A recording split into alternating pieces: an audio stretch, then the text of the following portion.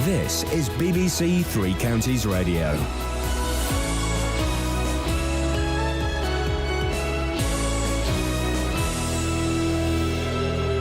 It's 6 o'clock, I'm Simon Oxley. The headlines: doctors raise concerns over dementia care, Greeks reject international bailout, and victory for Lewis Hamilton at Silverstone. BBC Three Counties Radio.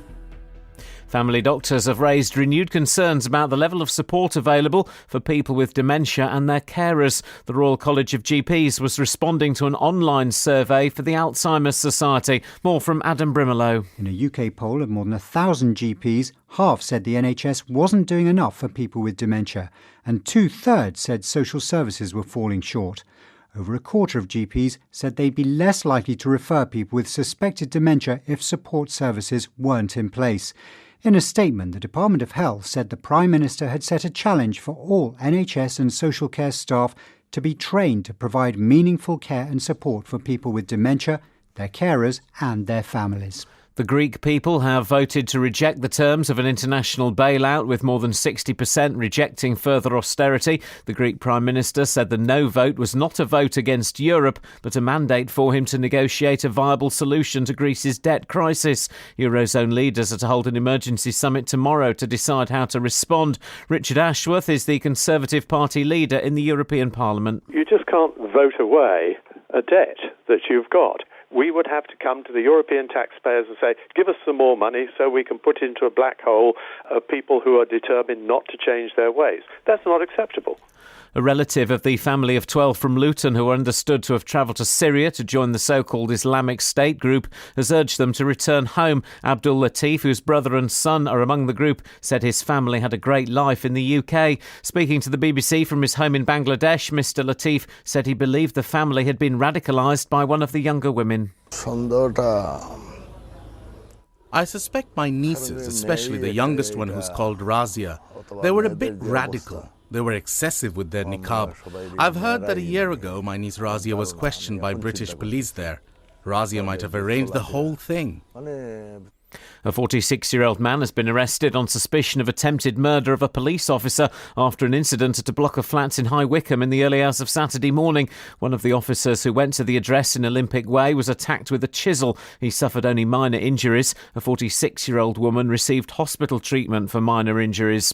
A review of phone scams shows that 80% of victims are over 55. The Financial Ombudsman Service is urging people to highlight the risks to older relatives. In sport, Lewis Hamilton admits he was close to tears as he won his third British Grand Prix at Silverstone yesterday. The Stevenage driver is now 17 points clear at the top of the World Championship. 140,000 people salute Lewis Hamilton as he comes across the line. Williams could have won the race, but it was Hamilton who did win the race, and King Lewis reigns at Silverstone. I'm so happy with that. Thank you to all the fans that are coming. That one was for you. Thank you. The weather dry and sunny, cloudier this afternoon though, a maximum temperature 22 degrees Celsius. And you can get the latest news and sport online at bbc.co.uk/3 counties.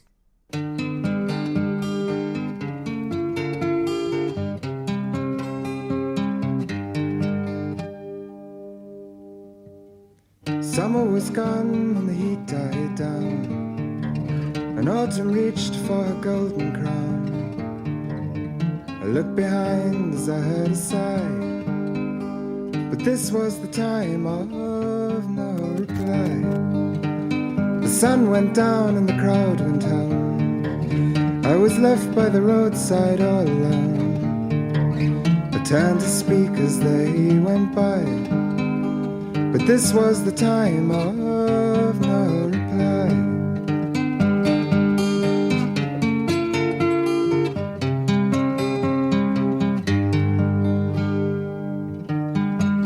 Time of no reply is calling me to stay.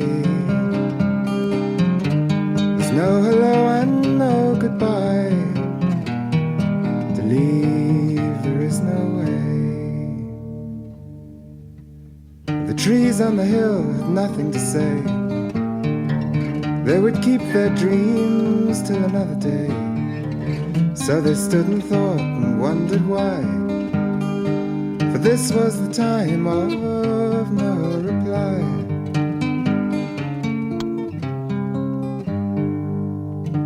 Time goes by from year to year, and no one asks why I'm standing here. But I have my answer as I look to the sky. This is the time of no reply.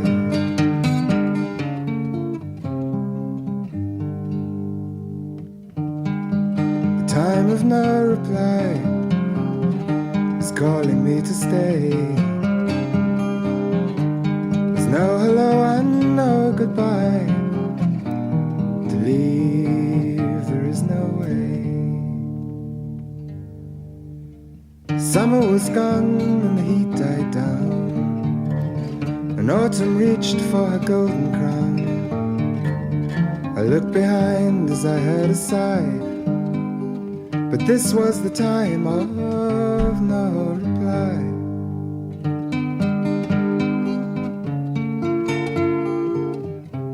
That's the 6 o'clock come down, but just 3 hours before that, we were all dancing to this in a non-ironic way.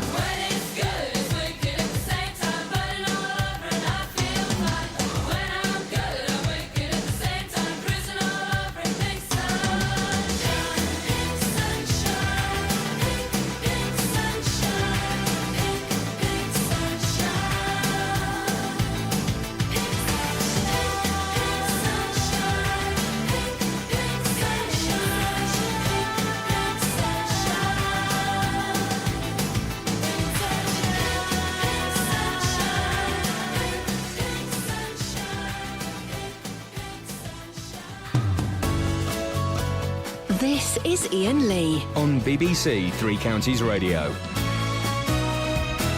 It's today's Better Music Mix, isn't it? Well, it's only a mix. It's today's Better Music Mix. It could have been this. Disco. The 80s. Yeah, I'm having a disco. Oh, I can't stop it. I did a gymnastics routine to that once. Yeah, haven't we all? I peered through my legs and saw Princess Anne. How many people can say that? Is that what you call it? We've all seen your Princess Anne. Do you want to see my Prince Albert? Now. No. Good morning, guys. By the way, if you see Justin out on the streets today, he looks flipping hot. I think he must appeal to a male audience because, I always think he's well turned out, but today... He looks buff. You especially are taken. Well, I am, unfortunately, but this ring can come off if Dealey's in the house. He is like Buff Buffington. I've never seen any man look so sexual. What? As him. He looks... I don't mean in that sense, for goodness sakes. What sense do you mean? I mean No, I do mean in that sense. He looks hot. He looks like he's lost weight. He says he hasn't. He looks like he's dyed his hair. He says he hasn't. He said that's just down to the sun. Maybe it's the swag. It's the attitude. Swagorama. If you see him this morning, just keep back, because if you get sucked into his vortex... He's pumping something out today. Well, unfortunately he is, but I think he's been told to do that by the doctor. Now, speaking of doctors, here we go. Too many people with dementia are having to rely on family for help as the system fails to meet their needs. That's according to a poll of GPs who think the NHS is doing too little for people with the disease. Catherine, you've looked at the survey. Yeah. What does this survey of doctors say? Right, this is a survey of doctors. They were asked by the Alzheimer's Society about the situation with their patients. Now, over 3/4 of GPs in this poll of 1,000 doctors think that their patients with dementia rely on family as they don't get enough help from health and social care services. Almost as many believe their patients are forced to depend on friends, neighbours and other unpaid carers for support. And the poll also finds that half of GPs think the NHS is doing too little to care for people with a condition. More than 2/3 believe patients don't get enough provision from adult social services after a diagnosis. And so the Alzheimer's Society is warning that too many people with dementia are being let down by a system which fails to meet their needs. What do they want done about it? The Society is pressing for a national action plan to combat dementia over the next 5 years, and it's making the following recommendations. Here we go. Get your pens and papers at the ready, boys and girls. It wants NHS England and local authorities to make sure that everyone diagnosed with dementia is entitled to a full package of support, including a dementia advisor. OK, yes, that's one. They want a single point of contact to help carers navigate the health and social care system. And all hospitals, care homes and home care should be dementia-friendly. OK, yeah, that makes sense. Yeah, I would have thought that would have been the case. Precisely. Jeremy Hughes is the chief executive of the Society, and he says, our survey gives a stark view from the doctor's surgery of people with dementia being left struggling in the aftermath of a diagnosis. GPs report an endemic and deeply worrying lack of support available from health and social services, with relatives left to pick up pieces alone. People can need a lot of help to live well with dementia. Families and friends are a vital source of support, but they mustn't be relied on to do everything. As dementia takes hold, people with dementia and their carers look to statutory services to give them the backup they desperately need to cope. And doctors themselves, what are they saying? Well, we've got a statement from Professor Nigel Mathers, who is the Honorary Secretary for the Royal College of GPs, and it's long, so I'm going to read you just a bit. Yes, just sub it down. We need a better coordination of approaches for referral, assessment and treatment across the boundaries of primary, secondary and social care, so we can improve the services and access to services that will really make a difference to people with dementia and help them live healthy, independent and productive lives for as long as possible.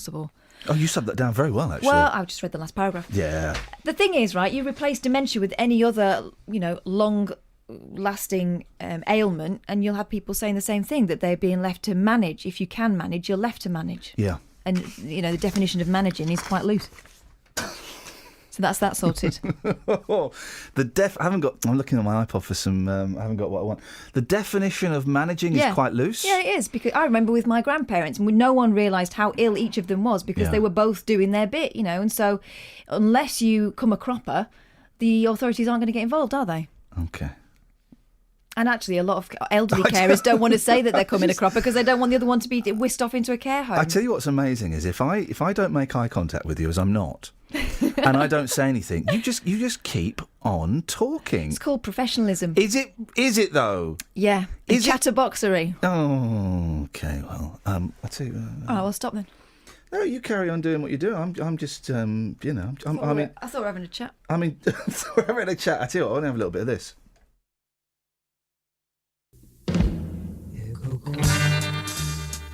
Passiamo noi e la gente ci guarda ed amico un po' Ci chiamano i monkeys, siamo meno matti di chi si crede più intelligente di noi che la pensiamo così. Comunque parliamo, non è giusto mai, c'è sempre qualcuno che ne sa più di noi. Ci chiamano i monkey, siamo meno matti di chi si crede più intelligente di noi che la pensiamo così. Ci chiamano i monkey, ci chiamano i monkey, ci chiamano i monkey, ci chiamano i monkey, ci chiamano i monkeys. Travel news for beds, cards and bugs. BBC Three Counties Radio. Let's have a check on the M1 first of all. Looking fine as we check the sensors and cameras. No problems to report on the M25. If you are heading over to use the southbound M40, well, the southbound M40 is closed between 9 and 8A. Resurfacing work, overnight resurfacing works have overrun. Works are scheduled to finish now at 7 o'clock, although traffic may be led through at the moment, but we'll just keep you up to date with the M40, which is officially closed at the moment. Southbound 9 to 8A, queues from junction 10 this morning, from the A43, of course. As for trains, possible delays on East Midlands services, all because of derailment at Moorthorpe in West Yorkshire overnight. James Worley, BBC Three Counties Radio. Thank you, James. Grumpy Skeletor's got it right on the Twitter. I'm not listening yet, but I presume Kath needs to move closer to the microphone. Love, Grumpy Skeletor. No, I was proper Liam Gallagher in it today. You're too close to that one. What are you talking about? You see what I mean?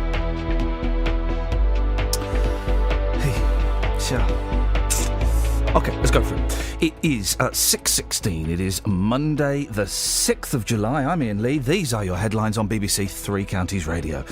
Family doctors have raised renewed concerns about the level of support available for people with dementia and their carers.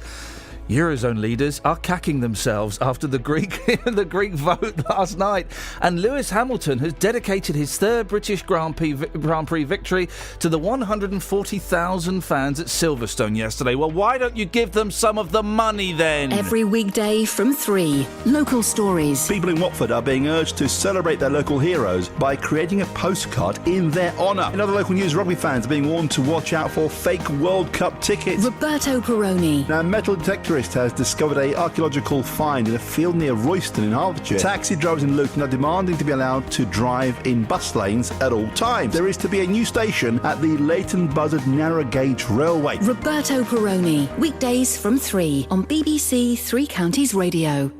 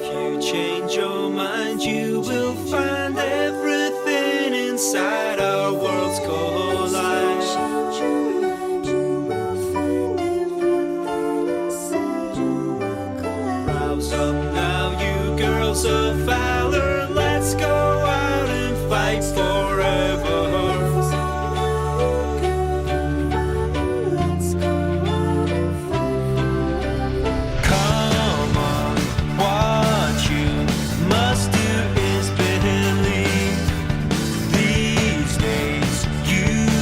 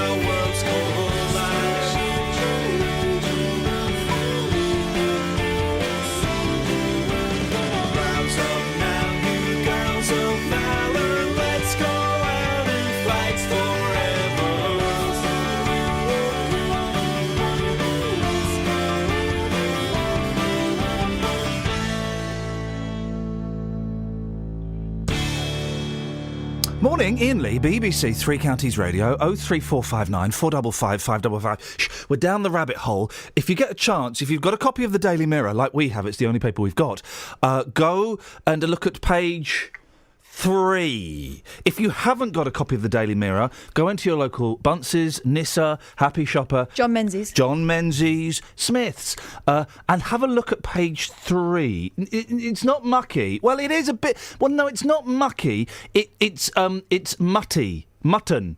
Oh no. It is. It's Vorderman. It is the mutton, it is the lamb. It is an outrageous picture. I would be saying the same thing of a guy dressed like an absolute plum, half their age. It's a bit cruel, though, isn't it? I mean, Whitney dressed as Britney. I don't understand the reference. Who's Whitney from EastEnders? No, Houston.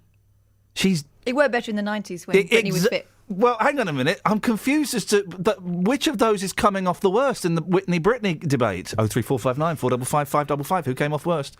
Well, we know who came off worst in the long run. But in the short run... Let's not say Britney again, because you know about the curse. Oh, dearie me. Now, a new report has revealed... you know that Justin's taken Vorders to the street? Oh, no. Yeah? I told him to be sensitive. Oh. A new report has revealed that while the level of diversity in the country has increased, the level of segregation in schools remains the same. According to a think tank called the Demos Integration Hub, white kids tend to go to schools where they're in the majority, and so do non-white kids. Basically, it looks as if we're still more comfortable sticking to our own kind. Well, Bodril Amin is a secondary teacher from Luton and a member of the NUT and joins me now. Morning, Bodril. Does this surprise you? Good morning. No, it's not a surprise. The report reflects what is going on in schools in certain parts of the country. It's not a surprise. I kind of read this and went, yeah, and? Yeah, because this has been an issue for a while. But is it an issue? Is it an issue? We know that but people tend to live in segregated communities.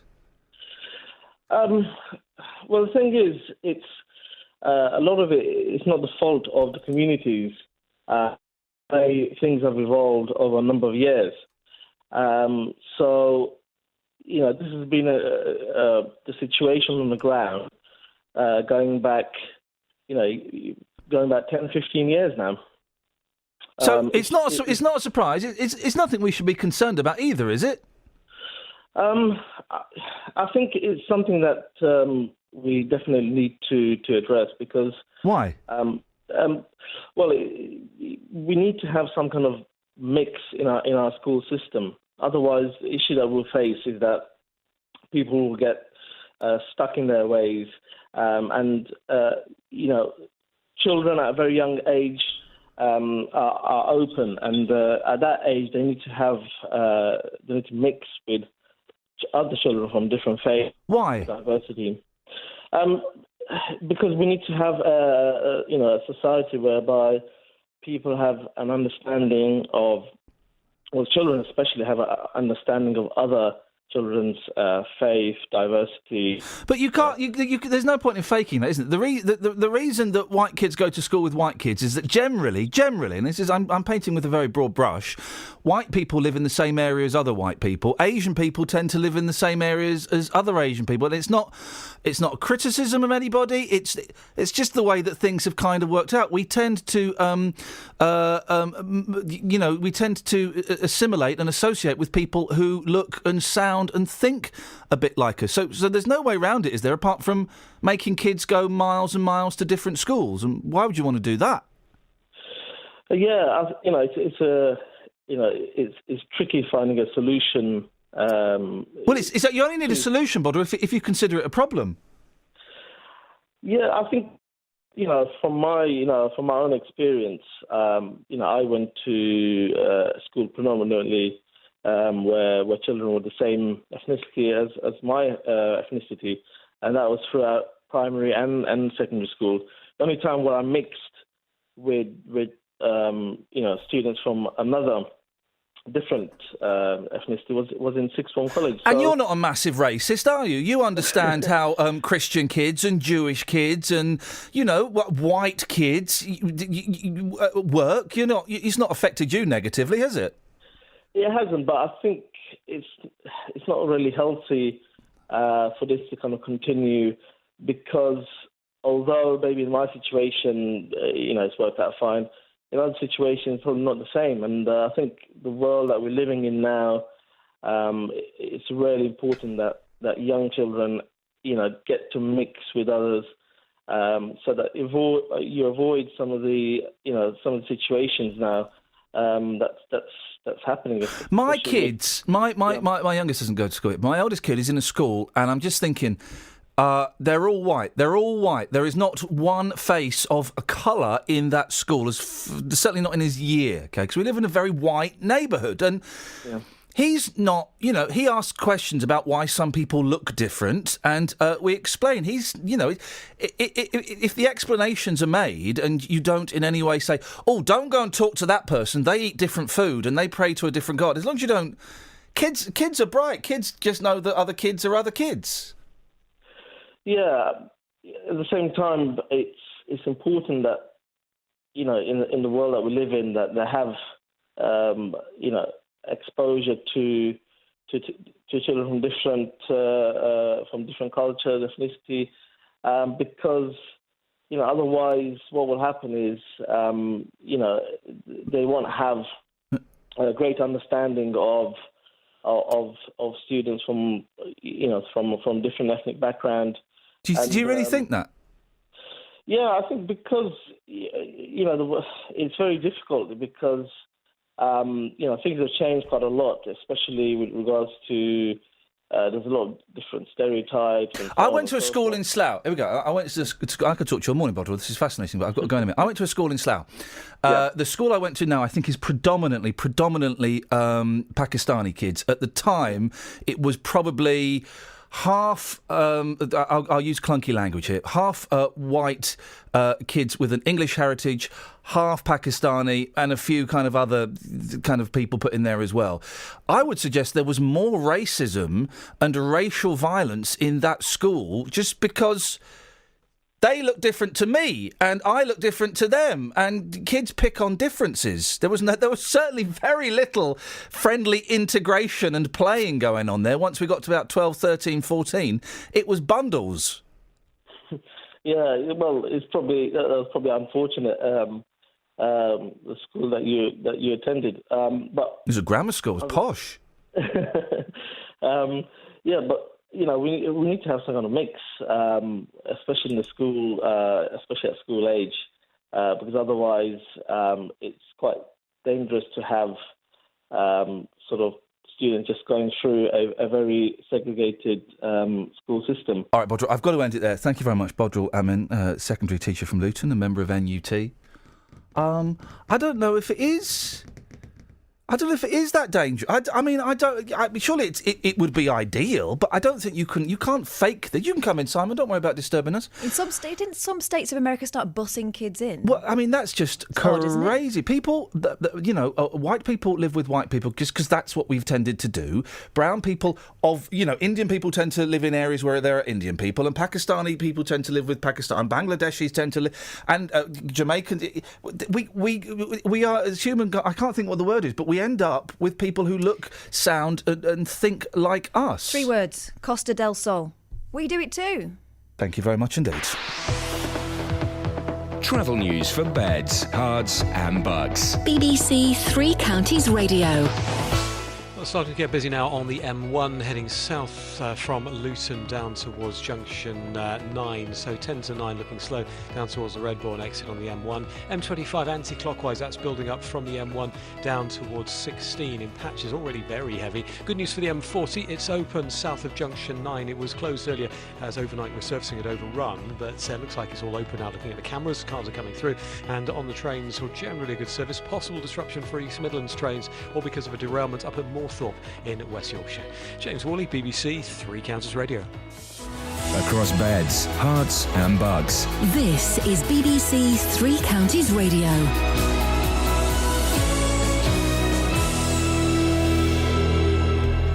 It's 6:30, I'm Simon Oxley. Lewis Hamilton admits he was close to tears as he won his third British Grand Prix at Silverstone yesterday. The Hertfordshire driver extended his World Championship lead to 17 points, ahead of Mercedes teammate Nico Rosberg, who was second. I was gunning the whole way, and I really just wanted to do it for you guys, so I'm so thankful for all the support, and I couldn't have done it without you guys. I could see you every lap, I could see you in the corner of my eye, and I just felt you spurring me along, so thank you so much. In football, Watford are being strongly linked with Tottenham duo Etienne Capoue and Benjamin Stambouli. Meanwhile, the Hornets have sold England under-21 goalkeeper Jonathan Bond to Reading for an undisclosed fee. Luton have signed winger Danny Green following his release by Milton Keynes Dons. Green, who played for Hatters boss John Still at Dagenham, becomes Luton's 9th summer signing. And the USA have won the Women's World Cup, beating Japan 5-2 in the final. Andy Murray is back in action at Wimbledon with the last 16 tie this afternoon against the big serving Ivo Karlovic. Murray is second on centre court following the match between Serena and Venus Williams. You need to be very patient against him. You aren't going to get chances in every game. You maybe only get one or two in a set if you're lucky, so you need to be ready when they come, and hopefully I can take those chances.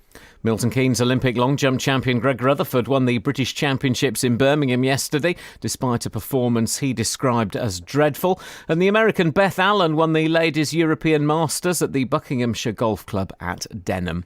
BBC Three Counties News and Sport. The next full bulletin is at 7. Hey, well, you say news and sport, Simon. I demand a 50% refund. There was no news there. It was all budget sports. cuts, you see. Having to pay for all these licenses for the over 75s. We've got to cut things out. Let's just hope Tony Hall wasn't listening, Absolutely. Simon. Otherwise, you are going to be the first for the chop. Unbelievable. This is Iain Lee on BBC Three Counties Radio.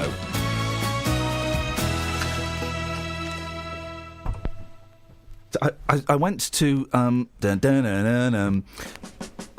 it. Oh no! 10 pence this record cost me. 10 pence. Gosh. I went Overcharged. to. Sorry?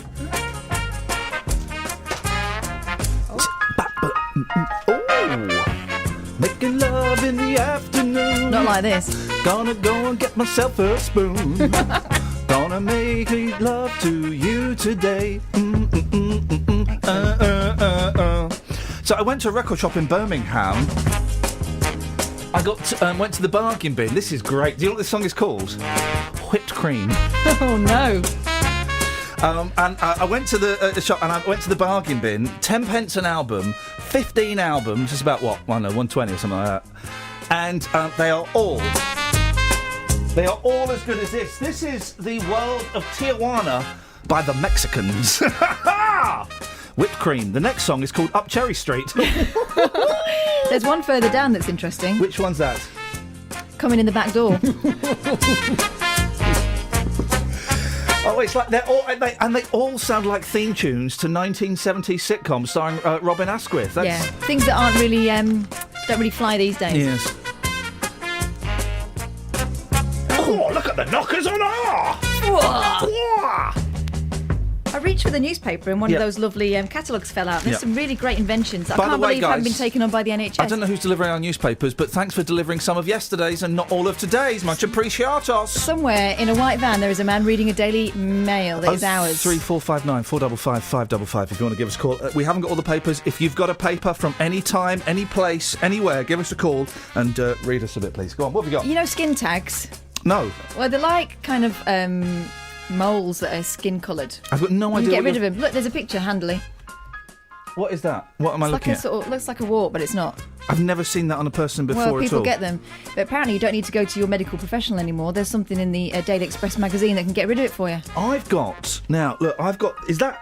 And I'm going to say something, and I'm not being flippant. I'm being genuinely serious. Is that a cancer? I don't think so. That on my arm. I'm being serious. I know I'm laughing now, but that is bigger and darker than it was before. Now, I know that you've had your medical licence revoked, and we can't go into the specific details, but that man is still in therapy. Just keep an eye on it. If it gets any bigger, go and have a look at it. It's got bigger, and it's got... How do you know? Draw a ring round it. Well, then permanent. Supposing my arm gets bigger. Well, it might. Some things do. Some things get bigger, willy-nilly. And then quite a lot smaller. So, as far as you're concerned, that's not anything yeah, but I would seek a second about. opinion from an actual doctor. Okay. Kelly, are you a doctor? Oh, hang on a second. Let me... I forgot we've got a new toy. Kelly, are you a doctor? I can be. Well, yeah, after about 8 years of intense medical training. Well, she can't spell...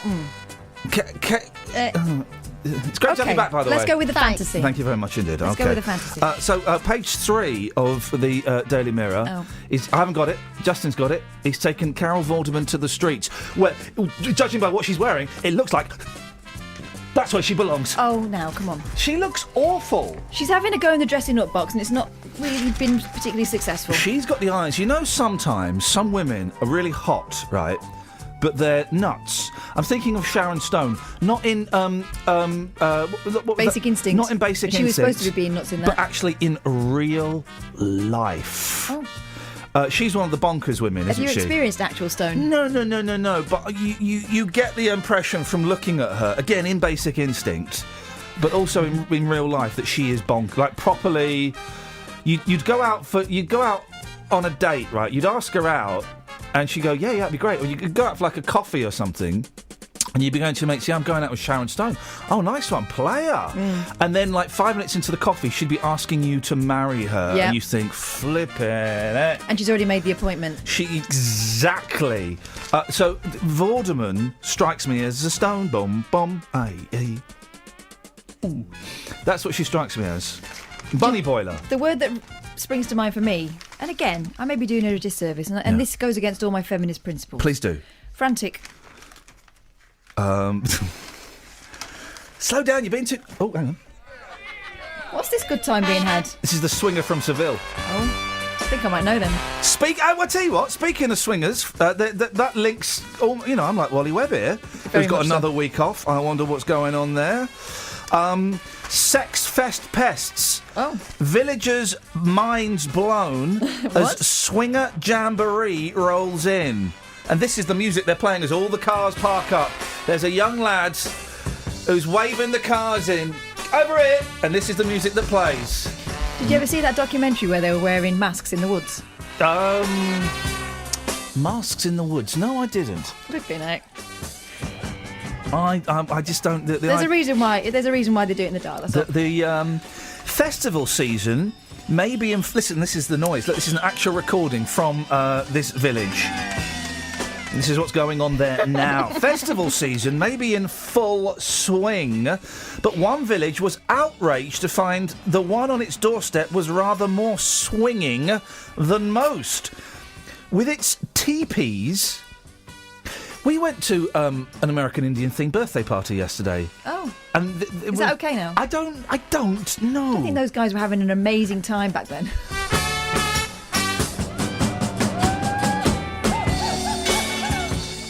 Anyway, with its teepees, portaloos, and a double-decker bus bar... Oh, I've been on one of them, they're fun. Swingfields 2015 looked every inch... Oh, a mini Glastonbury. But... who wrote this? This is a great... Izzy Ferris. I don't know, is he? But wellies were not the only rubber attire in evidence. And their headline acts were sexual rather than musical. Organisers boasted 3 is the magic number and put a limit on the number of single men allowed to attend to ensure everybody has a great weekend. And I think we can go live now to that festival to hear what's going on. Yep, they're still at it, guys. It's just coming to an end now. One more time, guys.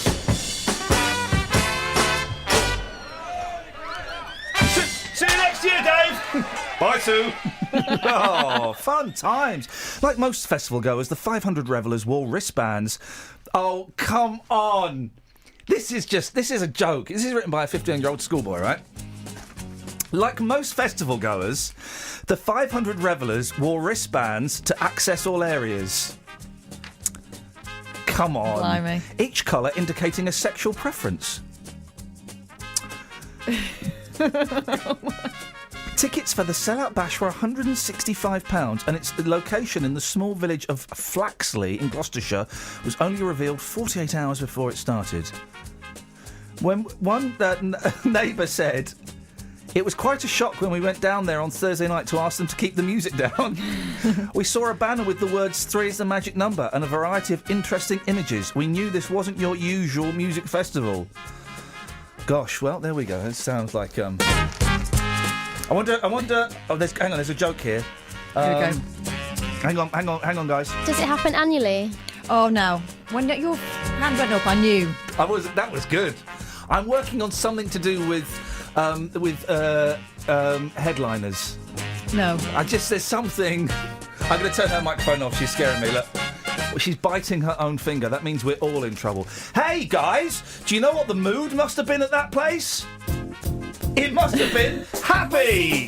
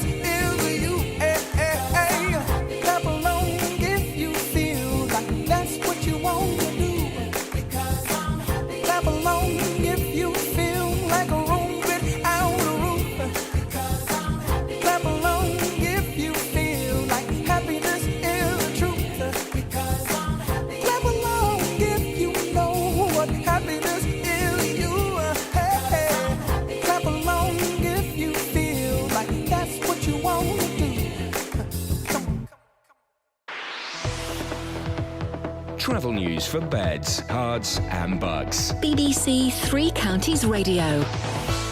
Usual Monday morning build-up on the M1, southbound slow from Luton down to Redbourne, 10 to 9. A1M's looking heavy now on the sensors, passing Stevenage, and also delays on the A1 into London through Boreham Wood towards Stirling Corner. Also very busy approaching Mill Hill Circus. Anti-clockwise M25's heavy in patches from 21 all the way down to 16 already. M40 looking fine though, and as for trains, no significant problems across the three counties this morning. James Worley, BBC Three Counties Radio.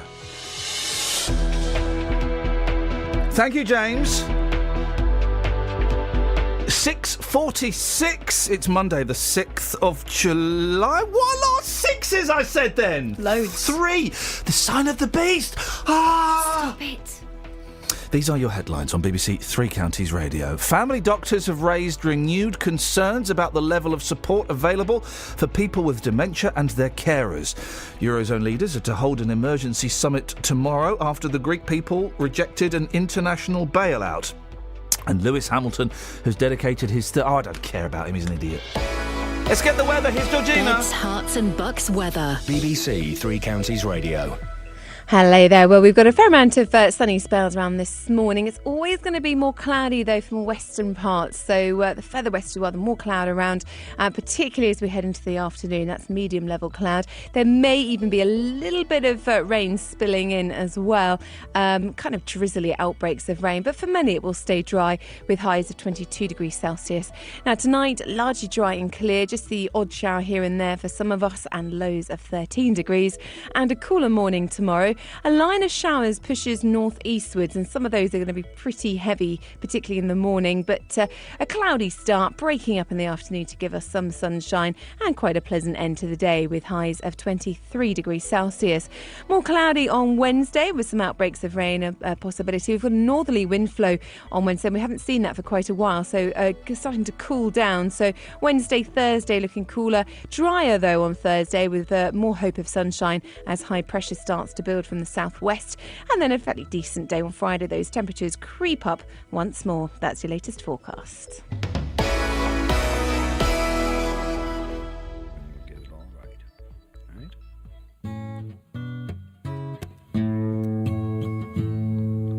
Blackbird singing in the dead of night.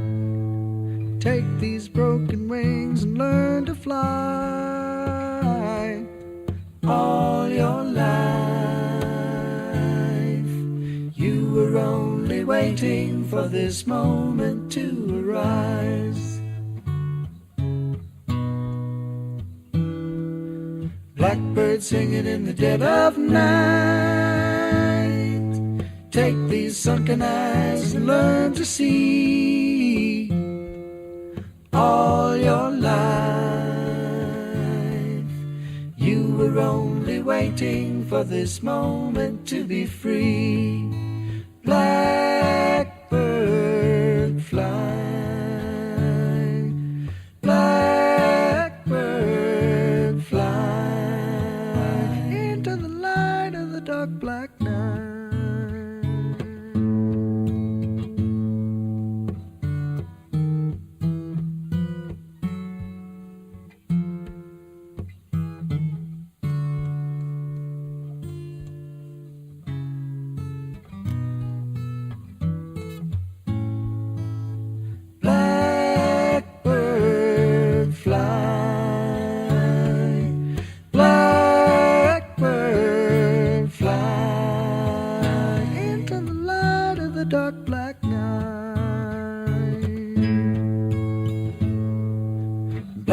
Singing in the dead of night. Take these broken wings and learn to fly. All your life, you were only waiting for this moment to arise. You were only waiting for this moment to arise. You were only waiting for this moment to arise. Yeah, I love that. I'll have that for $1, Dealey. Beautiful song. Beautiful song. Beautiful harmonies. Beautiful guys. The Crosby, the Stills, and indeed the Graham Nash, formerly of the Hollies. Ladies and gentlemen, would you please welcome live on stage at Woodstock, Crosby, Stills, Nash and Young. You all right, Dealey? Yes, feeling the vibe this morning. The sun's out. It's a lovely morning. Yes, things are good. You are looking absolutely gorgeous today. Thank you, By Ross. I appreciate the comps. This song is called Coming in the Back Door. Thought we'd play it for you, Justin. Now, thank you very much. You're very, very welcome. Here we go. Oh, it's furtive, isn't it? Because he's sneaking in. Who's coming in the back door now? I left my key for the back door there, and now somebody is sneaking in the back door there. Leave my back door alone. Here we go. Those are the lyrics, of course, guys, to Coming in the Back Door. Now, Dealey. Yeah. No, you will never hear a man defend Carol Vorderman more than me. She is one fine mama, one hot potato, one sexy sweet corn. But today, she has, I believe, the lexicon that young people used, she has swam with the fishes. She's jumped the shark. That's the one. She looks absolutely flipping ridiculous. She's dressed, let's be honest, like a prostitute. Yes. I would say Barbie. Yeah, okay, like a Barbie. I would do this if this were Lewis Hamilton dressed like an idiot. I took him down a peg or two as well. So it's not sexist. It's not sexist. No, it's real. Who's that coming in my back door? I said, stay away from my back door. Use the front door just like everyone else. And wipe your feet before you walk back through me carpets. Go back round to the front garden and then you can come in through the front door. I said, leave my back door, that's a personal door. So, Dealey. It's funny enough, when you said to me, come round my house for a nice barbecue, you did say to me, use the back door. I did, well, you... So what's going on? You, sir, are allowed to use the back door. Of course, you're a back door man. Now, you've taken Carol Vorderman to the streets. I have. It's on page 3 of the Daily Mirror today. Yes. She's wearing what I would describe as a very, very short denim dress. Yeah. She's got the bleached blonde hair, the glasses, and the most horrendous wedges you've ever seen. Yeah. This is a 54-year-old woman. Come on, don't be rude about that. I don't think she's had any surgery on those wedges. But she's looking a bit of a state. So I've taken this one to the streets. A, could people identify her? Oh, yeah, but also B, their thoughts on Vorderman and whether it's time for her to call it a day. Here's what the streets had to say. Who do you think that is, boss? I don't know. Come on, take a wild guess. Couldn't tell you. That's Carol Vorderman. What? That's Carol Vorderman. I can't believe that. Are you sure? That is Carol Vorderman, madam. Let's get the lady's perspective. What do you think about that look? Don't like the hair. Colour of the hair. What about the dress? A bit youngish, really, for her. Is it time that Carol Vorderman called it a day? I think so. Definitely. Is that Carol Vorderman? It is. Jesus. Okay. Let's get the Hungarian perspective. So, what do you think about that lady there on the left-hand side? Well, she's beautiful, even of her age. Okay, she's 54 years old. So that look will go down well in Hungary. Similar. Yeah, similar. It's a lovely Hungarian perspective. Thank you. You're welcome. People not so keen. No, Justin, no. on the borders. I mean, the European vibe is there. You obviously got the Hungarian perspective. He's saying if he was walking the streets in Hungary and Carol Vorderman was there, yes, he would like that. But most people this morning, English people, no, not for them at all. They are disgusted. It's making their stomach churn. What she's doing is she's competing with the new Carol Vorderman on Countdown, whose name is Judy Beckinsale. Rachel Riley. That's the fella. But she's not, she's though, 'cause she's the big lass from You've Been Framed. No, that's Lisa Riley. Oh, do you know? Do you know how Lisa Riley met her man? Go on. Greg's. Come on, now you've just had a go at me and Dealey for pushing it. Oh, you dear. pushed that. No, this is true, right? I think what about Greg's? No, this is how she met her husband, right? She went on the internet, right, and guess who she pretended to be on the internet? a Lisa Riley lookalike. That's a true story. She pretended to be a Lisa Riley lookalike on the internet to For men who can't quite handle the real thing. Yeah. Actual Riley. Yeah. Gosh. What a I should try that. Anyway, what were we talking? Rachel Reeves. Rachel Riley. Yep. But she's not like that. I mean, there is a look, isn't there, a Playboy bunny look that a lot of girls are going for these days. But I'd say girls between the age of unfortunately quite young, but about sort of 16 and 24. But once you get beyond that, you've got to start growing up, haven't you? And make it a little bit more classy. Yeah. Okay. Like what I am. Justin, we'll speak to you later on, brother. With pleasure. Peace Take be care. with you. Peace be with Peace. you. Peace. Peace indeed. Speaking of peace. Oh gosh. I'm trying to rein it in. I'm trying to rein it in, Bets. Are you? Yes. It's sounding interesting. Sorry? Careful with that microphone. I've been fuming. I've been doing a lot of driving on the A4M4. Okay, tell me about that. Recently, it's where the road goes from. It's from London, out of London, west. I'm going west. I'm go west. Do do do do. I go west. Do do do do do. Go west. Go west. I'm going west. Go west. Go west. Yeah, but anyway, on this go west journey, as I'm making a pilgrimage, all right, I have to drive past posters advertising Sky Television. Oh yeah. And Discovery Channel. Yeah. There's a poster advertising a television programme. Right. It's a man holding a helmet. Oh.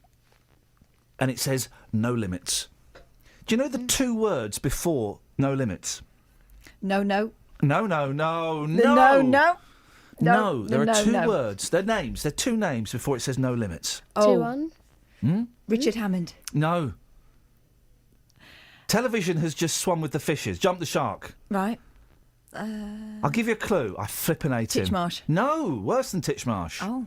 What does it begin with? Idris Elba. Oh, I love Idris Elba. He's so versatile. Who's that? Idris, he's my nemesis. Idris Elba. What? What? What's his name? Peach Melba. Idris Valor. Idris Elba, no limits. Oh, he's lovely. Whether you're into adrenaline-fueled sport or just want to stare longingly at the beautiful Idris Elba, Yep. there really is something for everyone in this series. Not for me. What I'll be doing is I'll be sitting there throwing knives at the television. Here's what you need to do. Yeah? Sit there and watch it. Hey, And you'll fair play. realise he's just a guy doing a job just like you. First line of the programme, I'm addicted to speed. Oh, blimey, that could be Crikey. quite Oh, he means driving and stuff. I want to see if I've got what it takes to fulfil a boyhood dream and compete in one of the planet's toughest rallies, the Circuit of Ireland. Right. That's not a tough rally. The Circuit of Ireland. So instead of being Idris Elba No Limits, it should be Idris Elba Does Stuff. Idris Elba does stuff around Ireland? I mean, what the hell? Travel news for beds, cards, and bugs. BBC Three Counties Radio. Southbound M1 slow moving between 11, in fact 12 now, Toddington and 9 Redbourne on the sensors. Southbound A1M usual delays past Stevenage. Anti-clockwise M25 Monday morning heavy traffic in patches from 21 down to 16. That's down to the M40. And as for trains, looking good. No reported problems for services across the three counties. James Worley, BBC Three Counties Radio. Thank you, James. OK, guys, we're coming out of the rabbit hole. No mention of Vorderman again, but there will be more bits and pieces. 03459 455 555. Let's get the, well, fingers crossed, the news with Simon. Local and vocal across beds, hearts and bucks. This is BBC Three Counties Radio.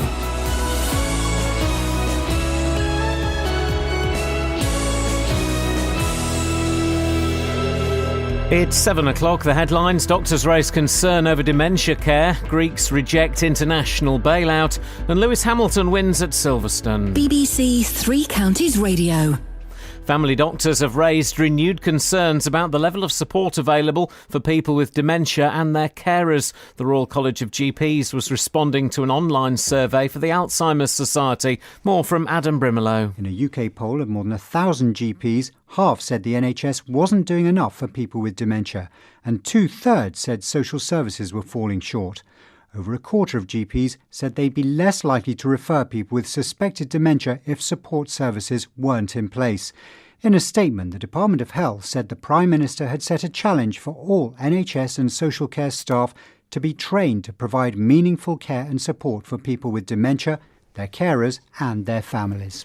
The Greek people have voted to reject the terms of an international bailout, with more than 60% rejecting further austerity. The Greek Prime Minister said the no vote was not a vote against Europe, but a mandate for him to negotiate a viable solution to Greece's debt crisis.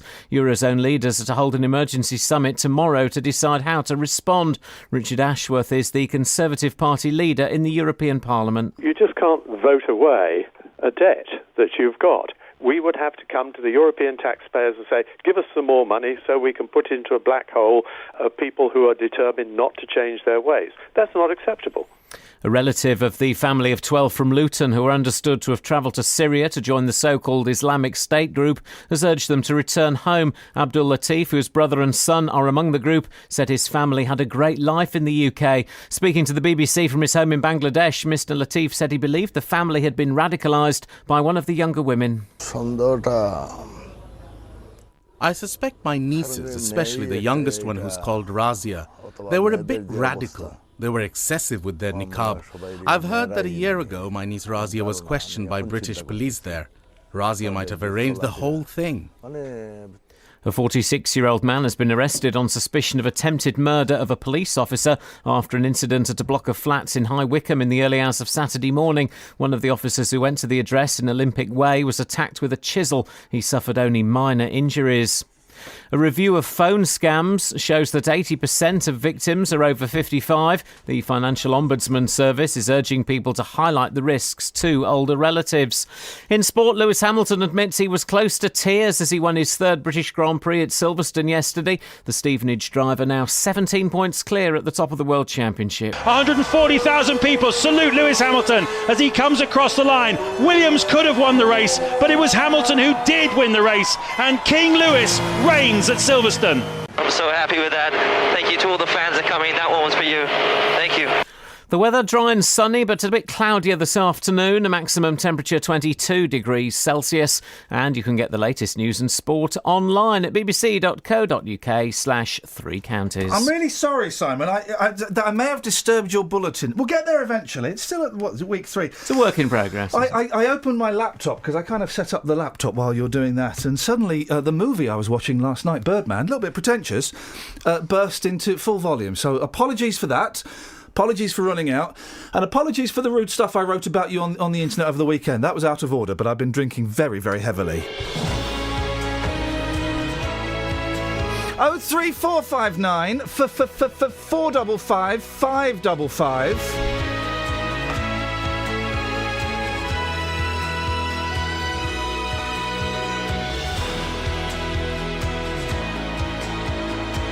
Yep, that'll do. Across beds, hearts and bucks. This is BBC Three Counties Radio. Oh, dearie me. 03459 455 555. I realise. Yes, I'm moaning. I'm not moaning. Just letting you know, the audio on the news is all over the place. Some of it is badly over-devating. I don't know what that means. Well, trust us, we know what we're doing. It just may not come across like that. Iain, normally I listen after 7. Well, you're missing the best bit of the show. Best bit of the show, the rabbit hole. But my 3-year-old decided 5:30 was the time to get up today. So I'm listening to the first hour. Do you always sing this much in the first hour? I feel like I've been missing out. Well, Julie and Leighton Buzzard, sometimes you're lucky and sometimes you get a little bit of extra sing-song.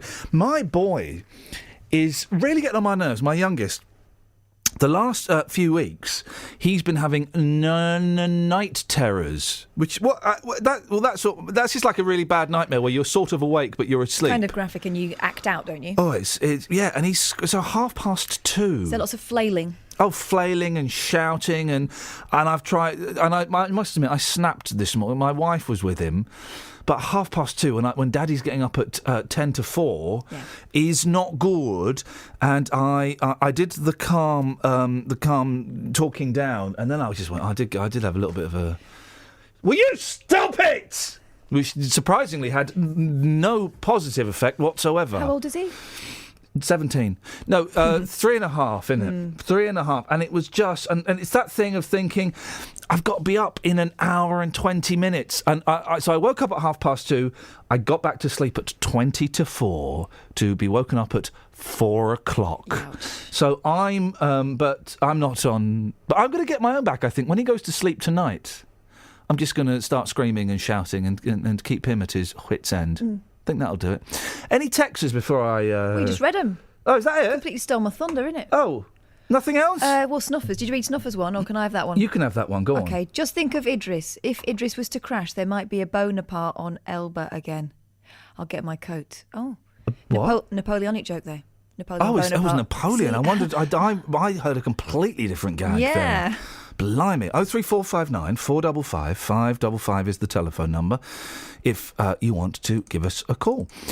Now, the NHS is leaving too much dementia care to parents' families. That's according to the Alzheimer's Society, and they're being backed by GPs who say people with the disease are being failed by a system which doesn't meet their needs. Phil Pedder from Milton Keynes cares for his mum, Marie Hurst, since she was diagnosed with Alzheimer's. Phil joins me now. Morning, Phil. Morning, folks. How are we? Tell us about Mum. How old is she, and when did she first get diagnosed with Alzheimer's? She was first diagnosed a couple of years ago. She's 74 now. She was diagnosed after there's a long sort of history up to it. I'd moved back in after split up with my ex-wife, and I was noticing random things happening. And she started missing appointments, and then from that, it was just weird things going on in the house. It'd be random things, like she'd forget to make a cup of tea, or she'd start making a cup of tea and then forget what she was doing. She went into a hospital to have a operation, have a hysterectomy, and then the night after the operation, apparently she was up moving around as if she forgot. And the loving nurses at the NHS, they said, their experience said it could be Alzheimer's. Oh, blimey. On the back of that, we got her tested for the memory assessment in Milton Keynes, and they confirmed it, and they said, it is Alzheimer's. So it was kind of relief once it was confirmed, because you sort of doubt yourself. Yeah. So she was diagnosed with Alzheimer's just over 2 years ago now. How's she doing now? Because it's one of those conditions, it's completely unpredictable. For some, it can be quite a slow descent, and some it can be very quick, can't it? Yeah, I mean, with Alzheimer's in general, it's like a hill. It drops straight down. She sped up last year. It progressed really quickly early last year. She's levelled off again. She's got, I'd say, no more than 5 minutes now memory before it's that repetitive conversation.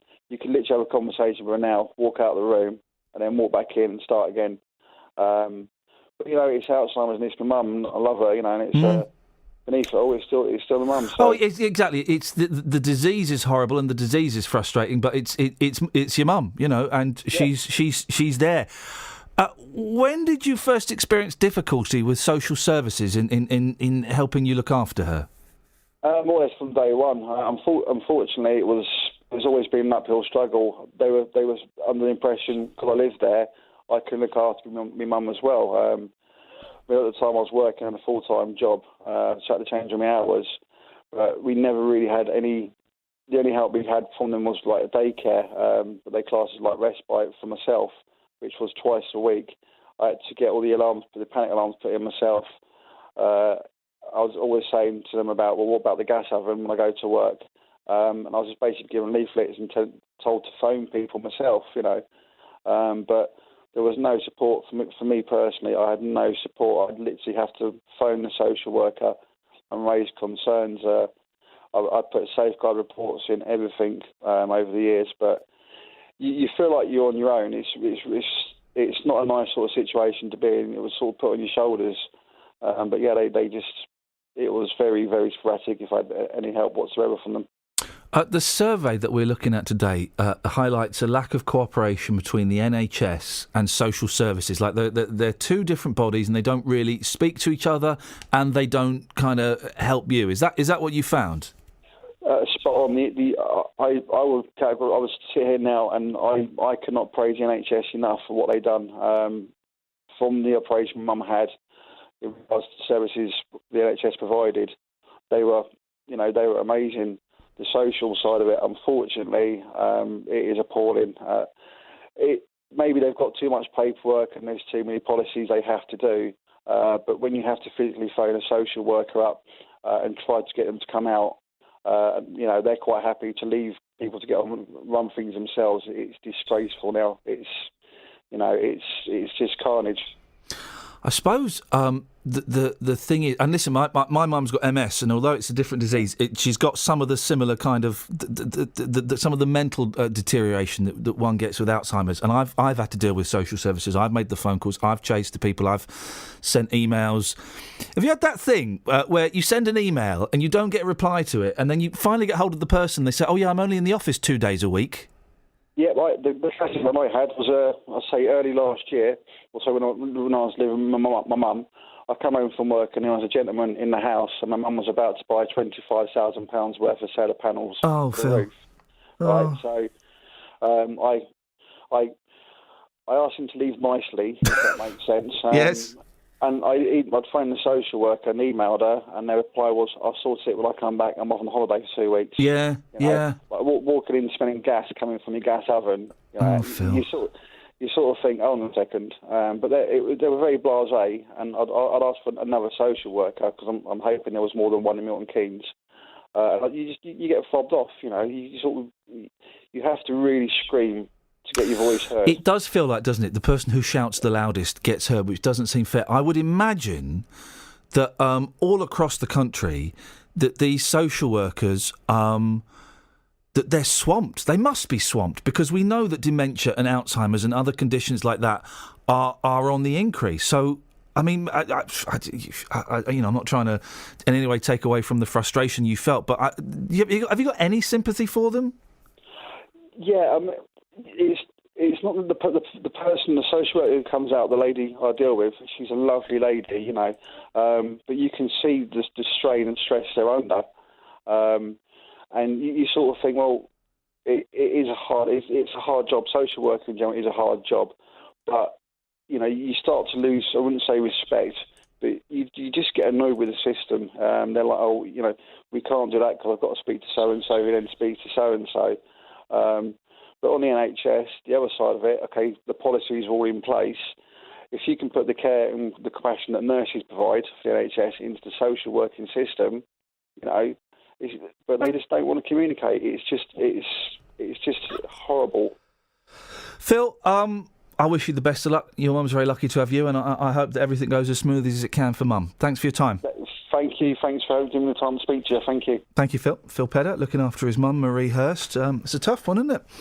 03459 455 555. Local and vocal across beds, hearts and bucks. This is Iain Lee. BBC Three Counties Radio. Now, this would annoy the hell out of me. Right, so a woman's getting married, right? It happens. It happens. I don't know why you're looking like that for, Kelly. It happens. Women get married to men. Up until recently, 50% of all people involved in marriages were women. Now, since they've changed the law, it can be any older. Probably about 12%. No, that lot. Well, this woman's getting married, and she would annoy me a lot if I were to propose to this woman. Firstly, because she'd keep talking about my wife and the fact that it was bigamy and illegal. Very bigamy. That's annoying, isn't it? You can't marry... Bigamy, yeah, it is. Who else is going to marry you? That's quite a nice joke, isn't it? Great joke. Matt, but it doesn't quite work because it involves the person... involves the other... Involves... If I was to marry Catherine and she would say, well, that's bigamy... That'd be me being big. You have to say it. I've got to big me up. You have to say, well, it is bigamy. No, but it'd be bigamy. Let's do it. No. So you say, Catherine... Oops. But, all right, so will you marry me? Yeah, but it's bigamy. No. You say, but you're married already. But you're married already. Yeah, I know, it's bigamy. That's the kind of guy I am. We got there! We did a joke! Yeah, we did a joke! So kind of weird. Kelly, will you marry me? Yeah, but it's bigamy. No. What? Okay, start again. Right, Kelly, will you marry me? But you're already married. I'm going to divorce her. Oh, okay. That took a twist, didn't it? Yeah. No, hang on. Catherine. Yeah. Would you marry me? Never. What? Kelly. Yes. Would you marry me? But you've got a wife. Is bigamy? It is big. Hmm? Kelly, don't marry him. He's a right plum. Fair play. I did just ask Catherine to marry me, and she Right in front of rejected you. you, and then I went straight to you. So I don't know what that said. You said yes. I don't know what that says about you. I'm always sloppy seconds. Oh. Bigamy. Travel news for beds, cards, and bugs. BBC Three Counties Radio. Southbound M40, slow moving from 5 to 4. Usual build up down towards High Wycombe on the cameras. The M1's busy south of Milton Keynes towards Bedford. And then heavy traffic south of Toddington services on and off all the way down to Junction 9 Redbourne. Usual Monday morning M25 delays, so anti-clockwise 21 to 16 towards the M40. The A1M passing Stevenage is slow on the sensors. Busy into London as well, approaching Stirling Corner in Boreham Wood. And as for the A10, that's looking okay, although starting to slow up now, passing Cheshunt down towards the M25. A40 into London, by the way, very busy from just east of Northolt, in fact passing RF Northolt all the way down towards the North Circular. James Hawley, BBC Three Counties Radio. James? Yes. Ian. Well, right, okay, because this can happen now. Will you marry me? If you want me to. No. You say, what does he say, Catherine? I've got a wife. Sorry? You've got a wife. You've got a wife. Okay, here we go. James? Yes, Ian. Will you marry me? But you've got a wife. I already. know, it's bigamy, but that's the kind of guy I am!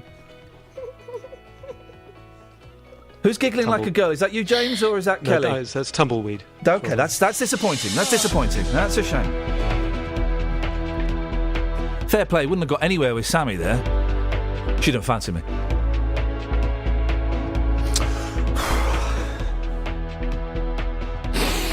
It's 7:17 on Monday, the 6th of July. I'm Iain Lee. These are your headlines on BBC Three Counties Radio. Family doctors have raised renewed concerns about the level of support available for people with dementia and their carers.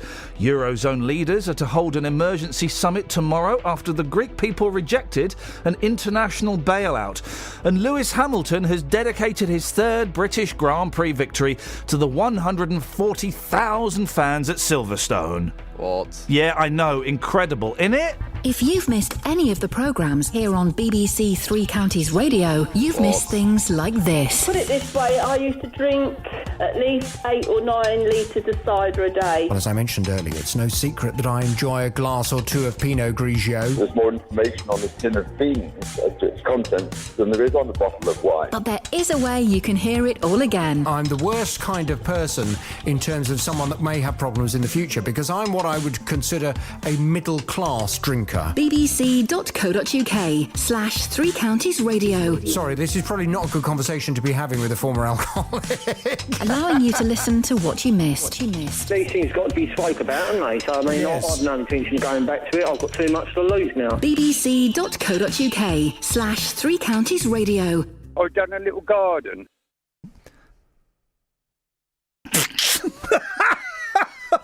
Oh, it made me laugh. What does he mean? The feedback for Dave, for whom this is. Who the hell is Ginger Baker? There's a picture of him on the Facebook page, facebook.com/BBC3CR. Like you care. Well, it's gone nuts. He's gone viral.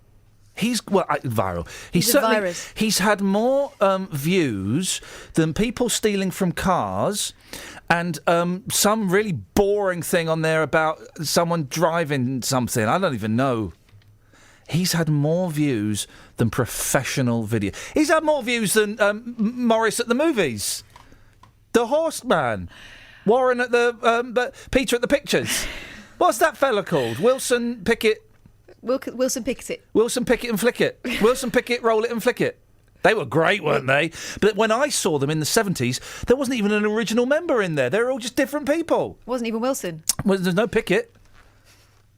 Was it the Flying Pickets? Roll It was in it, but I mean, he's, but Flick It was nowhere to be seen. Anyway, Dave is very popular. Dave is more popular than Marshall at the movies, who's talking about a cowboy film, so he's wearing a cowboy hat. And bothering a horse. He's bothering a horse. In fact, if you watch it all the way to the end, I think I'm the only person that has. You can, just as he finishes talking about the film, you hear someone off camera going, "Oi, get away from my horse!" And you see him... From your horse. My horse! And you see him scamper away. Unbelievable. I like the ResureQuest post. I saw the ResureQuest post as well. The ResureQuest post. It's so much better than chat. Yeah. 03459 455 555. Lots of phone calls this morning. We will get to them eventually. But before that, a new report suggests that while the country has never been more diverse, we still prefer to send our kids to school with their own kind. According to a think tank called the Demos Integration Hub, white kids tend to go to schools where they're in the majority, and so do non-white kids. Well, Rafiq Raja is the chairman of the Muslim Parents Association in High Wycombe and governor of Highworth Combined School and Nursery. Morning, Rafiq. What are your thoughts on this? Good morning. I'm actually also an elected member of Wycombe District Council and leader of the Labour group on the council. Oh. So the question you pose, yes, it sounds on the face of it that people prefer to go to groups where they seem familiarity. But quite frankly, I think perhaps we're missing the point. The basic point is that majority of black and minority ethnic people live in urban kind of areas, and therefore when they send their children, they're likely to go to a school which has a majority ethnic minority content. But there are other reasons. That actually just shows that it is basically due to socio-economic factors. Unfortunately, it is also true that because the black minority ethnic children don't do too well in education, they later on don't get the jobs other people get, and therefore they do get concentrated in certain areas. Well, no, isn't it just that white people live with white people, and black people live with black people, and Pakistani people live in the same communities as Pakistani people, and Indian, and so on and so forth? We tend as human beings to congregate with people who look and sound like us, don't we? Well, I think there is something to that as well, and I must admit, people from, say, the Asian community do like to live next to somebody who can speak their language, can understand their culture. Of course they do, and that's only natural, isn't it? Yes, and there's nothing wrong with that. But I think I was actually going to give you some other factors which might be important in understanding this headline statistic, and that is obviously the catchment areas. The schools are only bound to kind of recruit children from their own catchment areas. And if you're an academy, that's a different thing. But majority of the schools, well, not majority, but I think some of them are still under local authority control, and therefore that is one factor. And as I've said, majority of the black and minority ethnic people actually live in urban town centres. And yes, I think there's the other factor which we've noticed in High Wycombe over decades is what I term and what other people term as white flight. That is, certain schools, for example, there was a school in High Wycombe called Brentwood. It became Wycombe West, and then it started to acquire a reputation to have Asian children in it. And therefore, every year, the local white population would send less and less of their children into that school, and therefore the concentration of Asian children kind of increased in that school. The Asian community was sending more and more Asian children to the school. No, I think that's not actually true. How do you know? I tell you what, that is possibly true in the sense that because, as I mentioned, the socio-economic factors mean that majority of the children from ethnic minorities don't have access to, say, pushy parents who can go and, say, look for a better school. You're joking. Asian kids don't have pushy parents? That's a joke, isn't it, Rafiq? No, it's not. Wow. Are you Asian? I tell you what. There may be some very good Asian parents. Hang on a second. No, Rafiq. I've got to stop you, sir, with all of your list of the... That's complete and utter guff. I went to school in Slough where the Asian kids were under so much pressure from their parents to succeed, to become doctors, to become lawyers. I know a girl that killed herself because of the amount of pressure that she was under from her parents. Well, I'm afraid you are actually generalising to a point where... Well, hang on a minute, sir. What are you doing? You're generalising about white flight. I'm trying to give you some factors, and that's the important thing here. The facts are... Well, no, there's a difference between factors and facts, sir. And if I'm generalising, sir, you're painting with a very, very broad brush. Well, okay, touche. What I'm actually trying to tell you is that in High Wycombe, only 7% of the Pakistani children passed the 11 plus last year. Okay, we've got selection in Buckinghamshire. Not a single black child passed the grammar school, went on to grammar school. Is that racist? No, it's not racism. I'm actually giving you the reason. I'm just giving you the facts at the moment. The 11 plus exam is based on the 11 plus exam is based, if I remember correctly, on verbal reasoning, isn't it? It's not a knowledge or an intelligence test. It's a verbal reasoning. So there is a suggestion that perhaps if Pakistani children aren't passing a verbal reasoning exam, that could be there could be other factors at play. Yes, of course, and this is what I'm hoping that you can actually lead on to. Now, when you said that you had some very pushy parents and very bright children, Asian children in your schools, that's right. There are actually children who go to grammar schools and do well, go on to university. But when you look at the GCSE results, and I'm just talking about GCSEs in Buckinghamshire, when you look at that, the basic criteria is 5 GCSE passes or yardstick at grades A star to C, including maths and English. Now, the mainstream community in Buckinghamshire, there's the pass rate of attaining that yardstick is 68 to 69% last year. The Pakistani origin children are only attaining about 40-45% of them are actually gaining that pass mark. How many of the white children are gaining that pass mark? Well, I've said mainstream. Mainstream is about... I don't know what mainstream means. Well, mainstream means anybody who's not actually, say, not ethnic minority. So white? Well, what? If you want to use that, yes. But are they white or not? Well, there are some white working class kids who are not performing too well. Are you talking either. specifically about Pakistanis versus everybody else, or Pakistanis versus white children? That's the statistics I'm giving you. But I don't understand, sir. I don't understand the statistics. Either I'm being dumb or you're not explaining it well enough. So Pakistani children are getting 48% pass. No, between 40 and 45%. Right, and who are the other children who are getting the 69%? Well, I think you're actually perhaps trying to not understand. No, sir. I'm trying to understand. Who are the 69%? Are they white? Are they Indian? Are they black? What are they? Actually, the Indian children in Buckinghamshire, they're not in the same numbers as, say, the Pakistani children. But who are the 69%, sir? They're better than the mainstream children. Who are the mainstream children? You keep using this phrase, and I've got no idea what it means. Who are the mainstream children? Well, they are the ordinary children who are not, say, ethnic minority. So do you mean white? Yes, okay. So the ordinary white children? Not ordinary. You just said ordinary. Well, there is a distinction used, and that is the white working class children.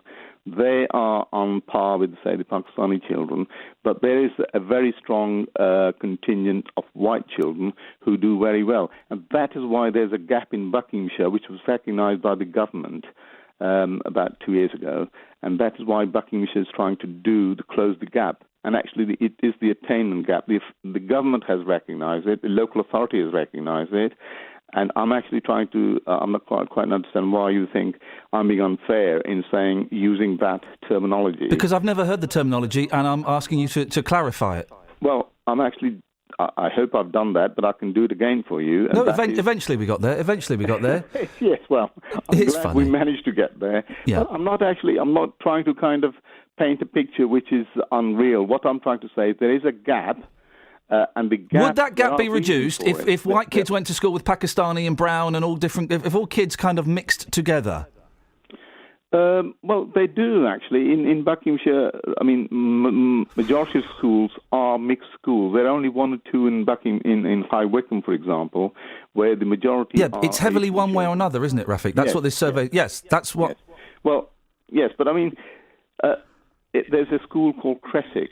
It's an upper school, secondary school in High Wycombe, where 65% of the population is of Pakistani origin, and the black and minority ethnic content is up to 85%. Right, that's...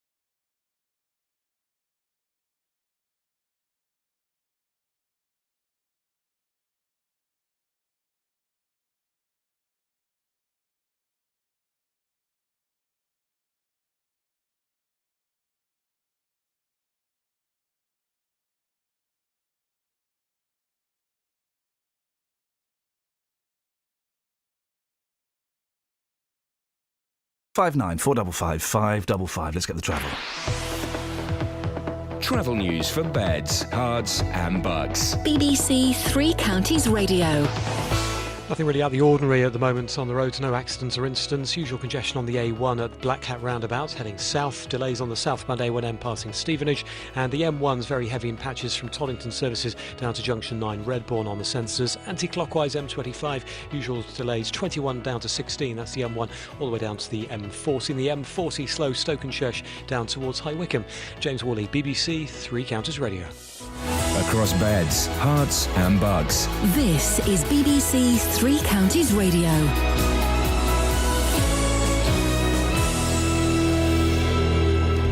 With the headlines, I'm Simon Oxley. Family doctors have raised renewed concerns about the level of support available for people with dementia and their carers. The Royal College of GPs was responding to an online survey for the Alzheimer's Society. The Greek people have voted to reject the terms of an international bailout, with more than 60% rejecting further austerity. Eurozone leaders are to hold an emergency summit tomorrow to decide how to respond. And a relative of the family of 12 from Luton, who were understood to have travelled to Syria, has urged them to return home. Speaking to the BBC from his home in Bangladesh, Abdul Latif, whose brother and son are among the group, said his family had a great life in the UK. Three Counties Sports. BBC Three Counties Radio. Lewis Hamilton admits he was close to tears as he won his third British Grand Prix at Silverstone yesterday. The Hertfordshire driver extended his World Championship lead to 17 points ahead of Mercedes teammate Nico Rosberg, who was second. Hamilton has also joined Nigel Mansell and Jim Clark in winning at Silverstone 3 times. Fans have been incredible this whole weekend. It was just electric out there. I could see them even more than 2008. I could see them in the corner of my eye as I'm coming through turn 7, waiting for the car to turn. I could see them in the corner of my eye, and then through the last corner, and I knew that they're with me the whole race. But to be up there with Nigel and really the greats, I feel very, very honoured. In football, Watford are being strongly linked with Tottenham duo Etienne Capoue and Benjamin Stambouli. Meanwhile, the Hornets have sold England under-21 goalkeeper Jonathan Bond to Reading for an undisclosed fee. Luton have signed winger Danny Green following his release by Milton Keynes Dons. Green, who played for Hatters boss John Still at Dagenham, becomes Luton's 9th summer signing. And the USA have won the Women's World Cup, beating Japan 5-2 in the final. Andy Murray is back in action at Wimbledon, with the last 16 tied this afternoon against the big serving Ivo Karlovic. Murray is second on centre court following the match between Serena and Venus Williams. You need to be very patient against them. You aren't going to get chances in every game. You maybe only get 1 or 2 in a set if you're lucky, so you need to be ready when they come, and hopefully I can take those chances. Milton Keynes Olympic long jump champion Greg Rutherford won the British Championships in Birmingham yesterday, despite a performance he described as dreadful. And the American Beth Allen won the Ladies European Masters at the Buckinghamshire Golf Club at Denham. BBC Three Counties News and Sport, the next full bulletin at 8. Across beds, hearts and bucks. This is Iain Lee. BBC Three Counties Radio.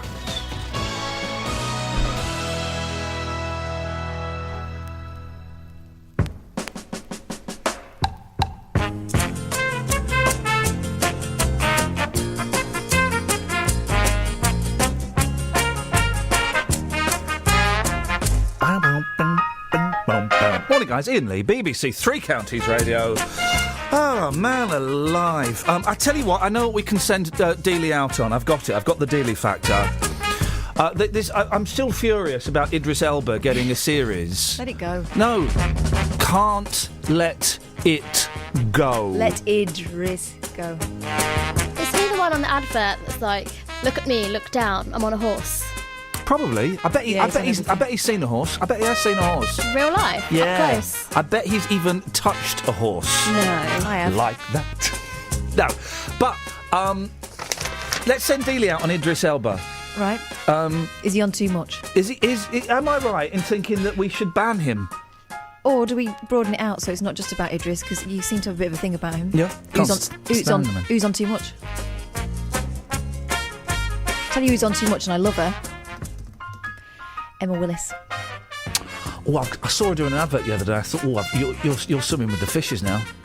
She's doing too much. She started swimming with the fishes. I just think, doing too much with Emma Willis. Ben Shepherd. Yay! He's everywhere. You're right. I've got a great idea for what Dealey can do on the phone in 03459 455 555. You've got a good idea. Who's on too much? Oh, that's excellent. You like that one? Excellent. Idris Elba's on a little bit too much. So is Emma Willis. And starring Ben Shepherd as the man next door. They're on too much. Davina was on too much for a while, but she's reined it in. Well, has she reined it in, or is she just not on enough for herself anymore? I love Davina. Yeah. Oh, she was at the time, wasn't she? If Davina came in here now, I would pull down the blinds, I would lock the door, and I would have to turn the microphone off and play this loud.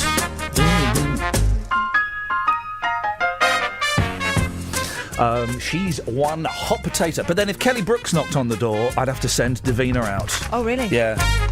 Unless she wanted to stick around and watch. And that's not sexist. Nothing wrong with being sexy. Some of us just are. Who else is on? 03459 455 555. Who? I don't really watch TV anymore. That's the thing. So I can't tell you who's on too much. Well, I mean, Childs was on too much, but then TV saw sense and 5 Live didn't. I don't know. The One Show's on too much. Oh, those guys. I bet Idris Elba ends up presenting The One Show. I bet. Yeah. I bet. Oh, that's good. I don't know. I don't watch telly, so I can't answer that one. Who's on too much? Who's on too much? Daily, take it to the streets. Thumb up there. What, have you got any texts or anything? Holly Willoughby, she's on TV too much, says Lisa Hunter on the on the tweetles. She just tweeted me and I saw it straight away. Pip Schofield's on too much. How that works. I know, isn't it magic? Guys, hello. My show. Schofield's not on as much as he was. Pip Schofield's on too much. They should get rid of everything he does, apart from, and this is the greatest television programme of all time, The Cube. I've never watched it. Oh, we used to play The Cube at home. How? You got a cube? No, but suppose we'd mark out a square, and then we'd have to step inside the square and set each other challenges. So one would be, you've got 60 seconds to pick up 50 Satsumas. Wow. Yeah. That's a lot of Satsumas. Tesco's. They sell them. That sounds like there's some prep required for that. Or we had to throw a ball into another person's mouth. A football? No, just like a cricket ball. Were you in the demarked territory? Yeah, otherwise there's no point. Otherwise it's just the room. I love The Cube. The Cube is one of the greatest television programmes of all time. I don't do those celebrity things apart from Mastermind, Ready, Steady, Cook. And Let's Dance for Comic Relief. Let's Dance for Comic Relief. And Weakest Link. Catchphrase is one of my favourites. Sorry? Is that still on? Catchphrase, yeah. Yeah, it's hosted with by that fella who's also on everything. On Too Much. Who is he? He's on Too Much. What's his name? I don't know, he's like a magician. Oh, puppet. Mulhern. Flipping Mulhern. Oh no, Mulhern's not on. Mulhern's a good lad. No. He's funny. He's funny. Too much. When? When is he funny? When he's not on camera, he's one of the nicest blokes in the world. He's lovely. He's a very naughty boy. Is he? Yeah, Stephen Mulhern, naughty boy, selling rude jokes. It's Stephen Mulhern. Stephen Mulhern. Ooh, now he's feeling the burn. Do you know what I want to know about Stephen Mulhern? Go on, mate. If he's such a magician, how come he's not a multi-millionaire? Well, he is. If he can make £20 notes. He just keeps it secret. Oh, who said this? Iain is on Radio Too Much, get him off. Iain is on Radio Too Much, get him off. That's Shirley, who's on our text too much. Stop listening. Claire Balding, yeah, too right. But there's a balding backlash. People are rebelling against the bald. No, hang on. There is a balding backlash going on. Balding's wearing thin. Hey. That's good. Here's some text about our last interview. Should we do that? Yeah, go on, why not? OK, Marcia in Bedford says he talks of Pakistanis, but ask him about the Indian and African children who overachieve.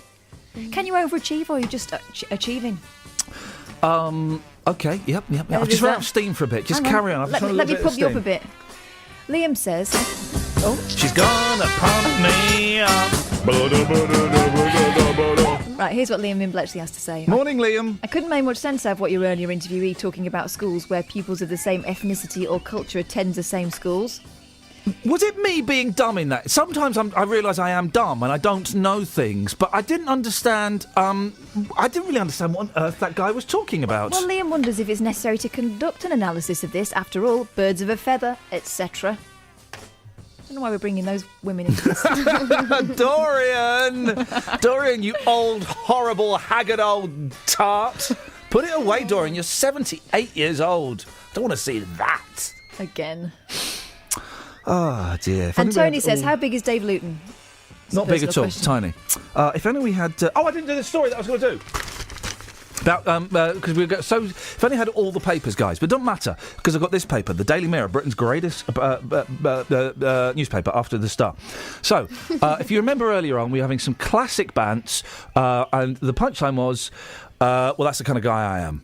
The bigamy thing, yeah, we go. Okay. Always a hilarious route of comedy. There was. Should we do it again for anyone who missed it? They should have been listening. Okay, fair enough. This is the story I was referring to. Childminder Karen Alt asked... Right, well, she's a carer, right? So already I don't like her. She was renewing her vows. Already people that renew their vows. Have that. I mean, for goodness sakes. We're so much in love. We're going to do it. We've been for a very tough time, but we're so committed and we're going to get back together. He had an affair, but I'm going to renew my vows. Yeah, because that'll work. Fresh start party, that'll do it. So she asked kids that she had cared for to be bridesmaids and page boys. The question for you two is, how many bridesmaids and page boys did Karen Alt have? Oh, too many. 71. Incorrect answer. Thanks. Boyley, we're playing bridesmaid bingo. 12. Incorrect answer. Higher or lower? Higher. Higher or lower than 71? That's the question, isn't it? Yeah, that's what I'm asking. Exactly. 52. Incorrect answer. Higher or lower? 25. Higher. 31. Okay. What? Yes? No, that's wrong. No, right. Catherine. Higher or lower? Literally, guys, you're right. It's literally, I'm just getting people to say numbers on the radio as filler. Yeah. No. Well, yeah. Which one? You didn't say a number. 111. Ridiculous. Oh. Get in the sea, as they say on Twitter. Childminder Karen Alt asked 111 kids she's cared for to be bridesmaids and page boys at the renewal of vows in Castle Donington Eastmans. We don't know how many. One said yes. Did they just turn up in their own stuff, in their own clothes, or did she have to Page. Being a bride is showing off, okay? Yeah. I think we all agree that. But 100 bridesmaids, super showing off. She doesn't deserve to be married by anyone. She doesn't deserve to be happy. She deserves misery. And I hope that Dave cheats on her again. Each to their own. And also, you know what bridesmaids are really for? Helping you go to the loo. They're not going to fit in that cubicle. Bridesmaids are for the best man and his friends. Mates, yeah. Buddy squaw. Buddy. I'm a bridesmaid soon. Boy! Yay, next year. And this will be the music that'll be in every gentleman's head as you're walking down the aisle. They won't be looking at the bride. They'll go, oh, the bride looks, oh my God. This is it. So you're walking down the aisle, right? And go, oh, the bride looks flippin' egg. Oh, gosh. Gee, you're going to be a bet. I am. Today's show is sponsored by 1972. I apologise. Fun! Travel news for beds, cards and bugs. BBC Three Counties Radio. We're just getting reports of an accident on the northbound M1 near to junction 9, the Redbourne and Whipsnade turn. We understand that the outside lane is blocked by a car and a van. Can't see it on camera, but certainly can see the queues building up on the cameras and sensors. This is the northbound M1 towards junction 9. Southbound is particularly busy this morning, south of Milton Keynes towards Flitwick, and then very heavy south of Toddington services on and off all the way down to junction 9. The M25 anti-clockwise is slow from 21 to 16. The M1 round to the M40, of course. A1M slow passing Stevenage at the moment, and also delays on the A414 at the Park Street roundabouts in the London Coney area. Delays into London on the A1 down to Stirling Corner and Mill Hill Circus, and the A10 at Enfield's very heavy southbound at Southbury Road. Trains, they're fine with no reported delays. James Wally, BBC Three Counties Radio. Thank you, James. Weather coming up, but before that, these are your news headlines at 7:46 on BBC Three Counties Radio. Tick your diaries now. Family doctors have raised renewed concerns about the level of support available for people with dementia and their carers. Eurozone leaders are to hold an emergency summit tomorrow after the Greek people rejected an international bailout. And Lewis Hamilton has dedicated his third British Grand Prix victory to the... No, he hasn't done this, though. All he said was, I want to just give this to all the people out there. But it doesn't mean anything. Why don't you give them a load of money or something, you humorless plum? Beds, Hearts and Bucks weather. BBC Three Counties Radio. Hello there. Well, a decent start to the day for many of us, although for more western parts, a bit more in the way of cloud. That's medium level cloud, and that builds for everybody as we head into the afternoon. Now, the further west you are, the more chance there is of just the odd outbreak of rain spilling in, with temperatures reaching 22 degrees Celsius. Tonight should be largely dry and clear. We can't rule out the odd shower here and there, though, with lows of 13 degrees, and a cooler start to tomorrow. We've got a line of showers pushing northeastwards, and some of those are going to be pretty heavy in the morning in particular, so cloudy to start off the day, but breaking up in the afternoon to give some sunny spells, and quite a decent end to the day, although there may be a few showers kicking off due to the heat later on. Highs of 23 degrees Celsius. Wednesday's looking more cloudy. We've got some outbreaks of rain as a possibility, but a northerly wind flow is going to bring some cooler air in. We haven't seen that for a little while. And Thursday's looking cooler but drier, with more hope of sunshine as high pressure builds from the southwest. And then a much warmer day, again quite dry on Friday. That's your latest forecast. Every weekday morning. They're not getting shown what being British is. The intention was to try and make the world a safer place. No, it wasn't. It was to do with oil. Don't be naive, Jonathan, please. The JVS Show. I'm not comfortable with it. And if they feel they're being pilloried, well, they're putting themselves as the odd person. It's such a violation of a child's sense of safety in the world. And I hate to use that old cliche, Jane, but it hasn't done us any harm, has it? The JVS Show. No, I haven't made my point. I'll tell you when I've made my point. Every weekday morning on BBC Three Counties Radio. Well played. Well played, those guys. Well played, those guys. 03459. I'm all out of breath from clapping, flipping. Heck, I'm unfit. 03459 455 555. You can text 81333. Start your text 3CR. Now, a statement has been released claiming a family of 12 from Luton who went missing after a trip to Bangladesh are in Syria and have joined so-called Islamic State. The BBC's not been able to verify if the statement, which is said to be from the Manan family itself, is genuine, but in it, it's claimed they feel safer than ever having joined IS. The BBC also understands that two sisters from another family in Luton have been prevented by counter-terror police from going to Bangladesh between March and April. Dr Nazia Khanum is chair of the Luton Women's Network Against Violence and Extremism. Morning, Doctor. Good morning. I've been pondering this family over the weekend, and I can't work out why I should be bothered by them. Well, it's a big story. I think everybody should take notice of what is happening. And why should we be in? Why this family have decided to go? Why does it concern me or my listeners? It concerns me because although, I mean, if you look at the actual number of people who are going to Syria from this country, maybe a fraction of the Muslim community, because Muslim people who are living in this country is 1.7 million or something like that. And these numbers are very small still, but it concerns me because a woman apparently in this family, if she was radicalized in Birmingham, and she actually tricked quite a lot of them into believing that they should go to Bangladesh, to Istanbul, and from there to Syria. And how did she do it alone? Well, here's the thing I don't get. Is so strong that they believe that it's a good place to go to. Nazia, concerns me. Here's the thing, right? Sorry? Here's the thing. You don't know any of that. I don't know any of that. Nobody knows anything. Yes, we're all guessing. We don't know if the family were tricked or if they went willingly. We don't know anything about it, do we? No, we don't. We don't. Even friends don't know. Those who are close to this family for many years, apparently they didn't know. Apparently, yeah. So it's all guesswork and conjecture, isn't it? Obviously, you and I can speculate a lot, and I am right into it because I want these to be prevented. So obviously, for many years, I am trying, and I think we should raise awareness. And if we can prevent some of these families, they won't come and declare that we have been prevented. But I believe that prevention is important, nevertheless. Why is it important? It is important because if you think of British citizens just being gullible into going to Syria, thinking that this is a better place to live in than in this country, and I think that we have every sort of responsibility to try to prevent them from going. But I don't understand why. The thing is, lots of people are saying, oh, they've been tricked. Oh, they're gullible.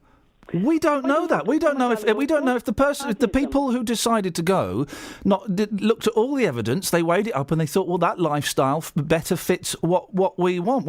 The thing that's annoying me about this story is everybody's guessing and everybody is coming to their own conclusions. We ain't got a clue. We haven't got a clue. But on the other hand, we know, at least people like me know and believe that that's not a good place to go to. In your opinion, in their opinion, it was a good place to go to. In their opinion, it's a good place to bring up kids. We have the responsibility to give the counter sort of picture of what ISIS is about, or IS, or so-called IS is about. They know what ISIS is about. It's about chopping people's heads off and chucking gays off buildings. They know that, and yet they still decided to go.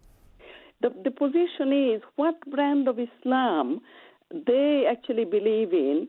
And they're not theologians. All these people who are gullible, they're not theologians. They don't know what Islam is about. But are we doing enough to put forward the true picture of Islam to anyone? Yeah, I think so, because weaknesses and also lack of coordination of all the agencies, including statutory agencies, is important. The resources are so limited.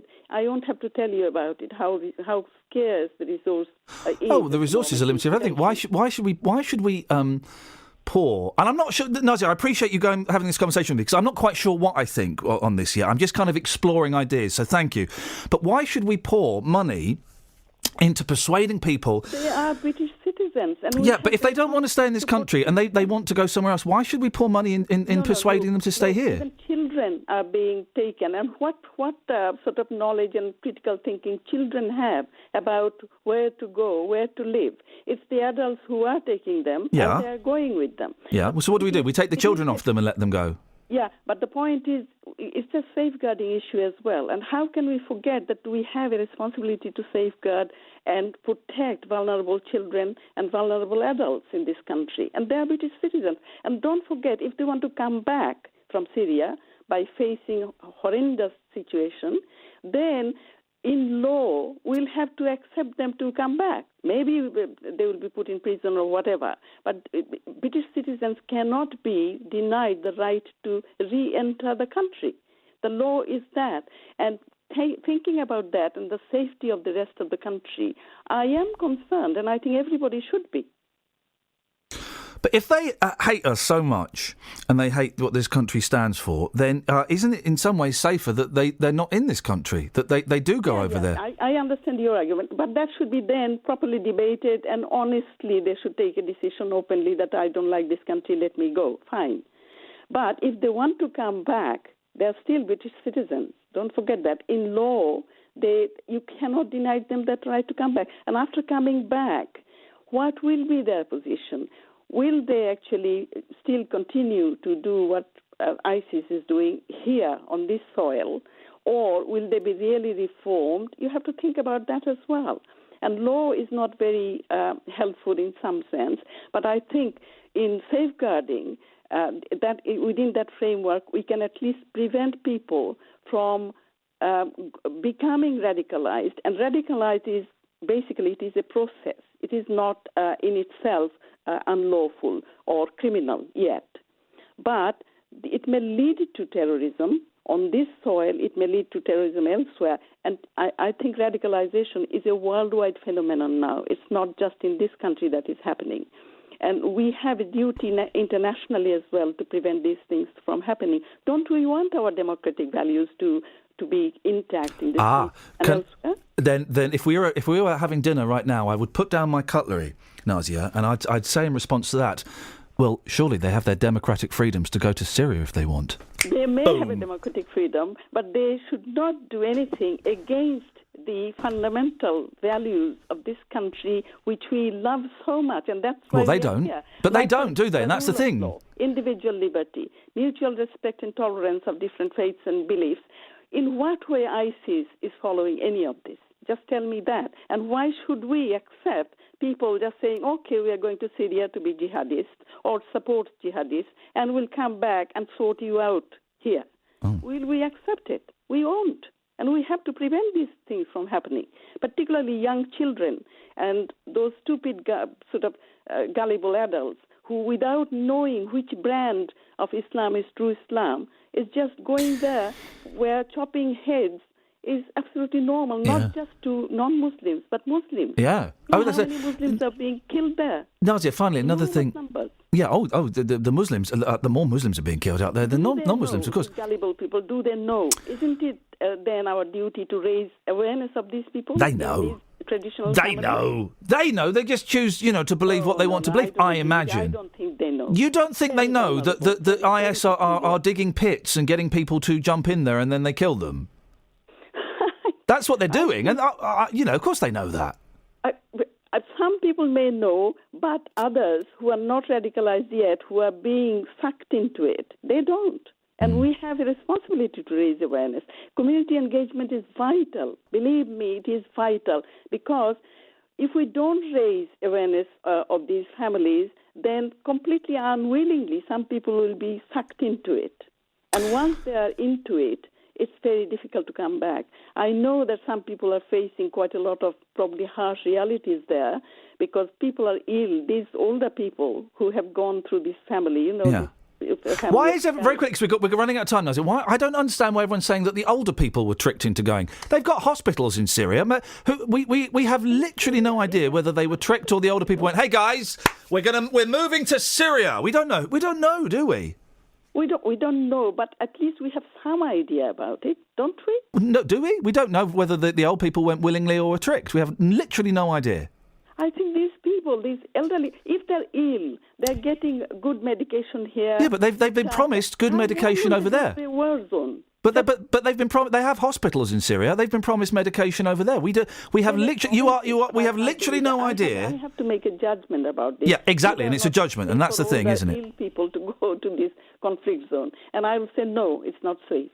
Okay, listen, I've got to end it there, Nazia. Thank you, Dr. Nazia Khanim. It's an interesting kind of conversation. There are so many people filling in so many blanks. Everyone's going on the poor elderly people. We don't know that they didn't. It wasn't their idea. Did you see the abuse that the one family friend who spoke out about them and was filling in blanks before that statement came from Syria? Right. The abuse he got over the weekend on Twitter. No. Telling him that he should be chucked out of the country and all this kind of. People in the community saying that this is not the family that they know, and he was talking out of his. Well, who was the fellow we spoke to the other day who didn't want to talk about it, but was then on the Victoria Derbyshire show, saying, "Well, we don't know they've gone." Yeah, we did, and we do, and now they have, and I just don't know why it's. And I will get to the travel in a second. I realise I'm really late. I just find it a fascinating story, partly because I don't know why we should be so fascinated. I don't quite know why it's such a big story, and I don't really like, and Nazia was doing it there, all this guesswork and supposition and making up your own story. Oh, those poor... I think it was Jonathan last week was doing, should we feel sorry for the old people? Well, why? We don't know. We don't know if they were against it, if they wanted to. You can't trick a whole family into going to Syria. I don't buy the daughter-in-law theory at all. No, nor do I. Anyway, travel coming up. Travel news for beds, cards and bugs. BBC Three Counties Radio.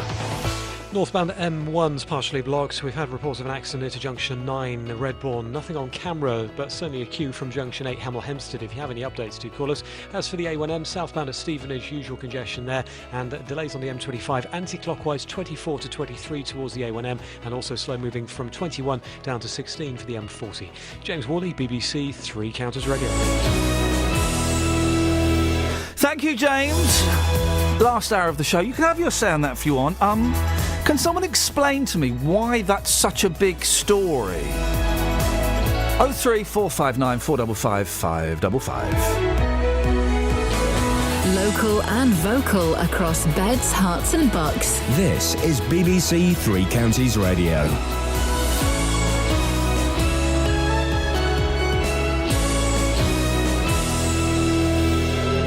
It's 8 o'clock. I'm Simon Oxley. The headlines: doctors raise concern over dementia care, Greeks reject international bailout, and victory for Lewis Hamilton at Silverstone. BBC Three Counties Radio. Family doctors have raised renewed concerns about the level of support available for people with dementia and their carers. The Royal College of GPs was responding to an online survey for the Alzheimer's Society. Phil Pedder from Milton Keynes cares for his mum, but has found it difficult to get help from social services. There's always been an uphill struggle. They were under the impression, because I lived there, I could look after my mum as well. At the time I was working on a full-time job, so I had to change my hours. But we never really had any. The only help we had from them was like a daycare, but they classed as like respite for myself, which was twice a week. The Greek people have voted to reject the terms of an international bailout, with more than 60% rejecting further austerity. Eurozone leaders are to hold an emergency summit tomorrow to decide how to respond. The BBC's economics editor Robert Peston is in Athens. Greek banks are just days away from running out of cash. That's days away from collapse. It would mean Greeks losing huge chunks of their saving. It would make it almost impossible for Greece to import vital medicines, vital raw materials for their companies. It would be an economic disaster. A relative of the family of 12 from Luton, who are understood to have travelled to Syria to join the so-called Islamic State group, has urged them to return home. Speaking to the BBC from his home in Bangladesh, Abdul Latif, whose brother and son are among the group, rejected suggestions that the family would have a better life with Islamic State.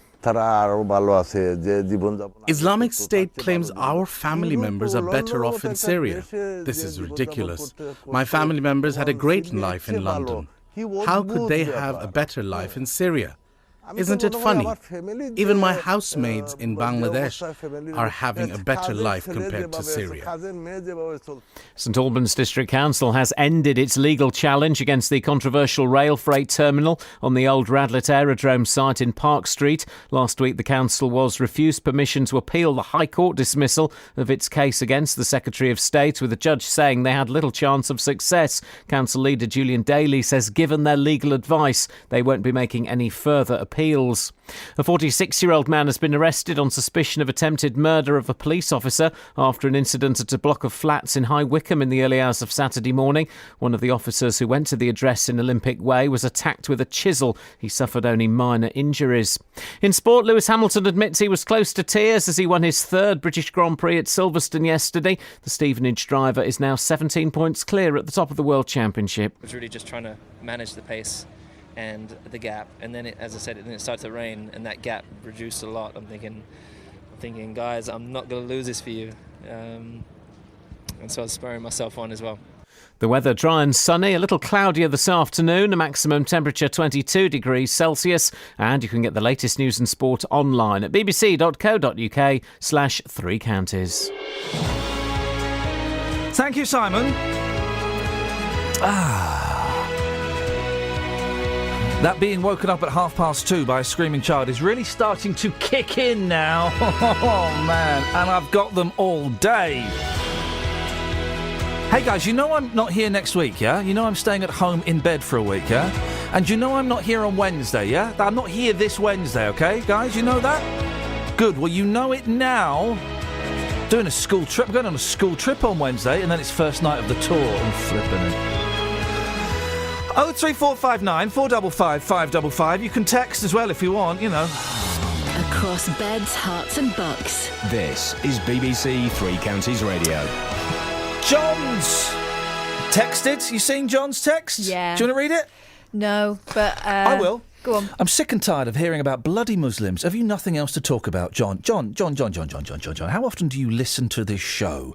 Yes, we had a couple of days last week where we talked about it, but very, very rarely on this show do we do the, in inverted commas, Muslim story. And that was one tiny hit. But you raise an interesting point.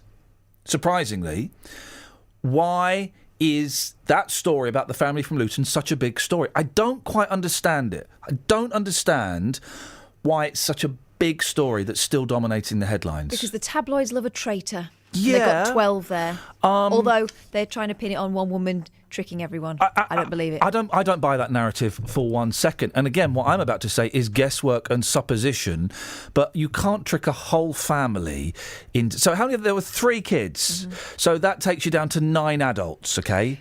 So there are 9 adults. 3 men or 4 men.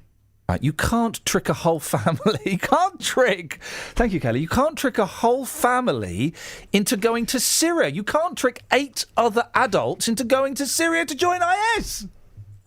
Can you? Unless if you've been tricked into going to Syria, call me now. You can't. Who arranges your family trips?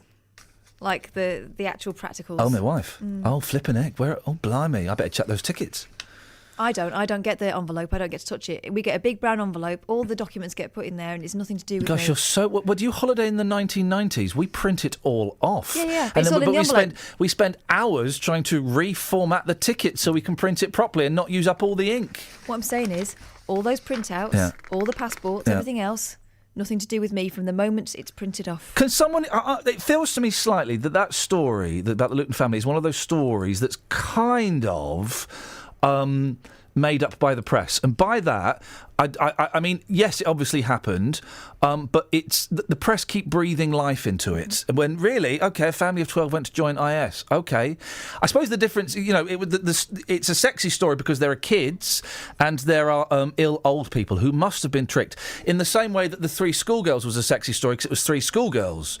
And, you know, a bloke going off on his own or 2 blokes going off, it's not really a sexy story anymore. We've kind of been there, done that. Thank you very much indeed. You know, I told you about that backlash against the quote-unquote family friend. Yeah. Do you want to hear some of it? Yeah, go on. Atoll says, I've known this family all my life. They're caring and loving. I don't know what is the truth, but whatever it is, Mr. Ashok was on the street going on telly like he knew everything first. Get the facts, then speak. Yasmin says, well done, Ashok. You carry on making stupid statements about someone's daughter when you've got no concrete information or evidence, even if it isn't down to her. The community will start pointing fingers and will be blaming her. Oh, well, at least you got your 5 minutes of fame. Flipping idiot. And Samina says, failed MP and publicity stunt should be the headline. Without evidence, he's pointing fingers. How has he been labelled a community leader with just 3,000 votes? There we go. 03459 455 555. You can text if you want. 81333. Start your text 3CR. I know I don't want to talk about that a bit more later. I guess the question I want to ask is why is it such a big story? It doesn't feel like a big story to me, but yet it keeps on popping up in the... Anyway, 03459 455 555 is the phone number. Now, a poll of family doctors reveals the NHS is doing too little to care for people with dementia who already have to rely too much on family for help. The Alzheimer's Society, which carried out the survey, has warned too many people with the disease are being failed by a system which doesn't meet their needs. Well, Tim McLaughlin is from the organisation and joins us now. Morning, Tim. Good morning, Ian. Thank you for drawing attention to this. Well, thank you. It's not a surprise, is it? I thought we knew this already. Well, what we know from our Dementia 2015 Aiming Higher to Transform Lives survey of doctors is that over 3/4 of GPs think their patients with dementia rely on family as they don't get enough help from health and social care services. And it's not a surprise, and what we're calling on the government to do is to aim higher to provide more support, particularly at that crucial point of diagnosis. So what is lacking, Tim, that families and patients need? Well, what's really lacking is that when someone's diagnosed with dementia, it can be a confusing time. It can be, what do I do next? Where do I go for information? And the GPs have said more than 2/3 don't get enough provision from adult social services after a diagnosis. So we've got people living longer with a diagnosis. What does that mean in terms of the support that they need as the dementia progresses? What does it mean in terms of care planning? What does it mean in terms of, do you know what, I want to keep living my life because life doesn't end when dementia begins. And what we want to see is more dementia advisors. The Alzheimer's Society has dementia advisors around the counties, around the country, but we don't have enough to reach everybody. So whose responsibility do you think it should be to provide that information? Is it social services or is it doctors and medical staff? We think it's everybody's responsibility. We think everybody should be aware of dementia and how to support people with dementia. We have our Dementia Friends initiative. We're calling on all care homes and treatment centres to become dementia friendly. The main thing we want to do is make sure that people feel supported, and that means knowing where to go for help, but also that everywhere is as dementia friendly as can be. So we talked about dementia advisors. That's someone who knows how to signpost to what services are available. We have a new service on our website called Dementia Connect, and that's actually, you can put in your postcode and find out where are the local support services. But the problem is that the GPs are the gatekeepers to getting a diagnosis that then often happens in a specialist memory clinic, and it's at that point of the diagnosis in the hospital that the gaps start to show, and that's what the survey is showing today. And what negative impact are these gaps having on families and people who have dementia? Well, the most important thing is that when someone is diagnosed with dementia, it opens the door to treatments which can slow down the condition and the support to help people live their lives to the fullest. It acts as a catalyst for discussions about how to live with dementia, including powers of attorney, maintaining health, driving and advanced care planning, all of those things. So it opens the door to actually living well with dementia. Now, when we think about cancer and other treatments, people get diagnosed and then there's treatment directly available. And we're calling on the government, both local and national, even in these times of austerity, to make sure that at the point of diagnosis, it's not like a fractured mirror as it is at the moment. Someone living somewhere in London or any of the three counties or indeed around the country, when they look at the mirror, it's broken. That's the coverage of support post-diagnosis. We want to see a complete mirror, and we're calling on the government, both local and national, to enable that. All right, Tim, listen, best of luck. Thanks very much for your time, Tim McLaughlin, from the Alzheimer's Society. 03459 455 555. This is Iain Lee on BBC Three Counties Radio.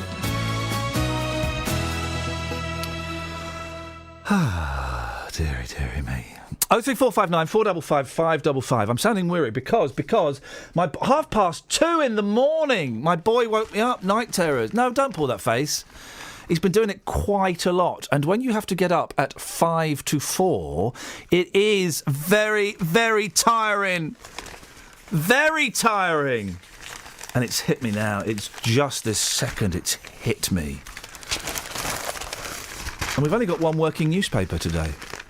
The Daily Mirror. But what a paper. But what a paper. Here we go. It's a story about you, your lot in the papers. What lot? Your lot. Women? The Northerners. Oh, right. Okay. I'm from up north. Oh. Where? From Manchester. Via Belfast. It's even grimmer up north. Economic divide is growing. The north-south divide has increased since the recession, with London far outperforming the struggling regions. Yeah. Research using the most recent figures available reveals today that the capital's economy... Manchester. The capital's economy grew 1.5 times as fast as the UK. I'm going to come in there and punch your lights out. Yeah, I know you are, mate, because it's reminding you of your first boyfriend. No, actually I didn't. What? I've never gone out with a Mancunian. You've never been out with a boy? Oh, so that's a perfectly acceptable lifestyle choice. If it is indeed a choice, maybe it's DNA. I prefer men. We now have an imbalanced recovery that's too weak outside of London. Why is he doing this? Basically, what it is the North is having a little bit of an old whinge again. As you often do. Ah, kid, I go to the foot of our stairs inside the pots. You're very brave through that glass, aren't you? Tough guy, very tough guy through the glass, yeah, you're right. Travel news for beds, cards and bugs. BBC Three Counties Radio. Well, delays on the northbound M1 with an accident earlier at junction 9 Redbourne. Southbound is particularly slow in patches from just past Toddington Services down towards junction 9, and the M40, that's okay. M25 though, anti-clockwise, slow 21 round to 16 towards the M40, and very busy on the O&M, really slow actually this morning from just south of Letchworth all the way down to Stevenage, so particularly slow on the A1M. Delays also on the A1 at the Black Cat roundabout, slow into Bedford on the A6 from the north of Bedford, possibly because of the roadworks on Paula Radcliffe Way, the bypass works of course, and checking the trains, a good service at the moment across the three counties. James Worley, BBC Three Counties Radio. Thank you, James. Right, where are we? 8:16. It's Monday, the 6th of July. I'm Iain Lee. These are your headlines on BBC Three Counties Radio. Family doctors have raised renewed concerns about the level of support available for people with dementia and their carers. Eurozone leaders are to hold an emergency summit tomorrow after the Greek people rejected an international bailout.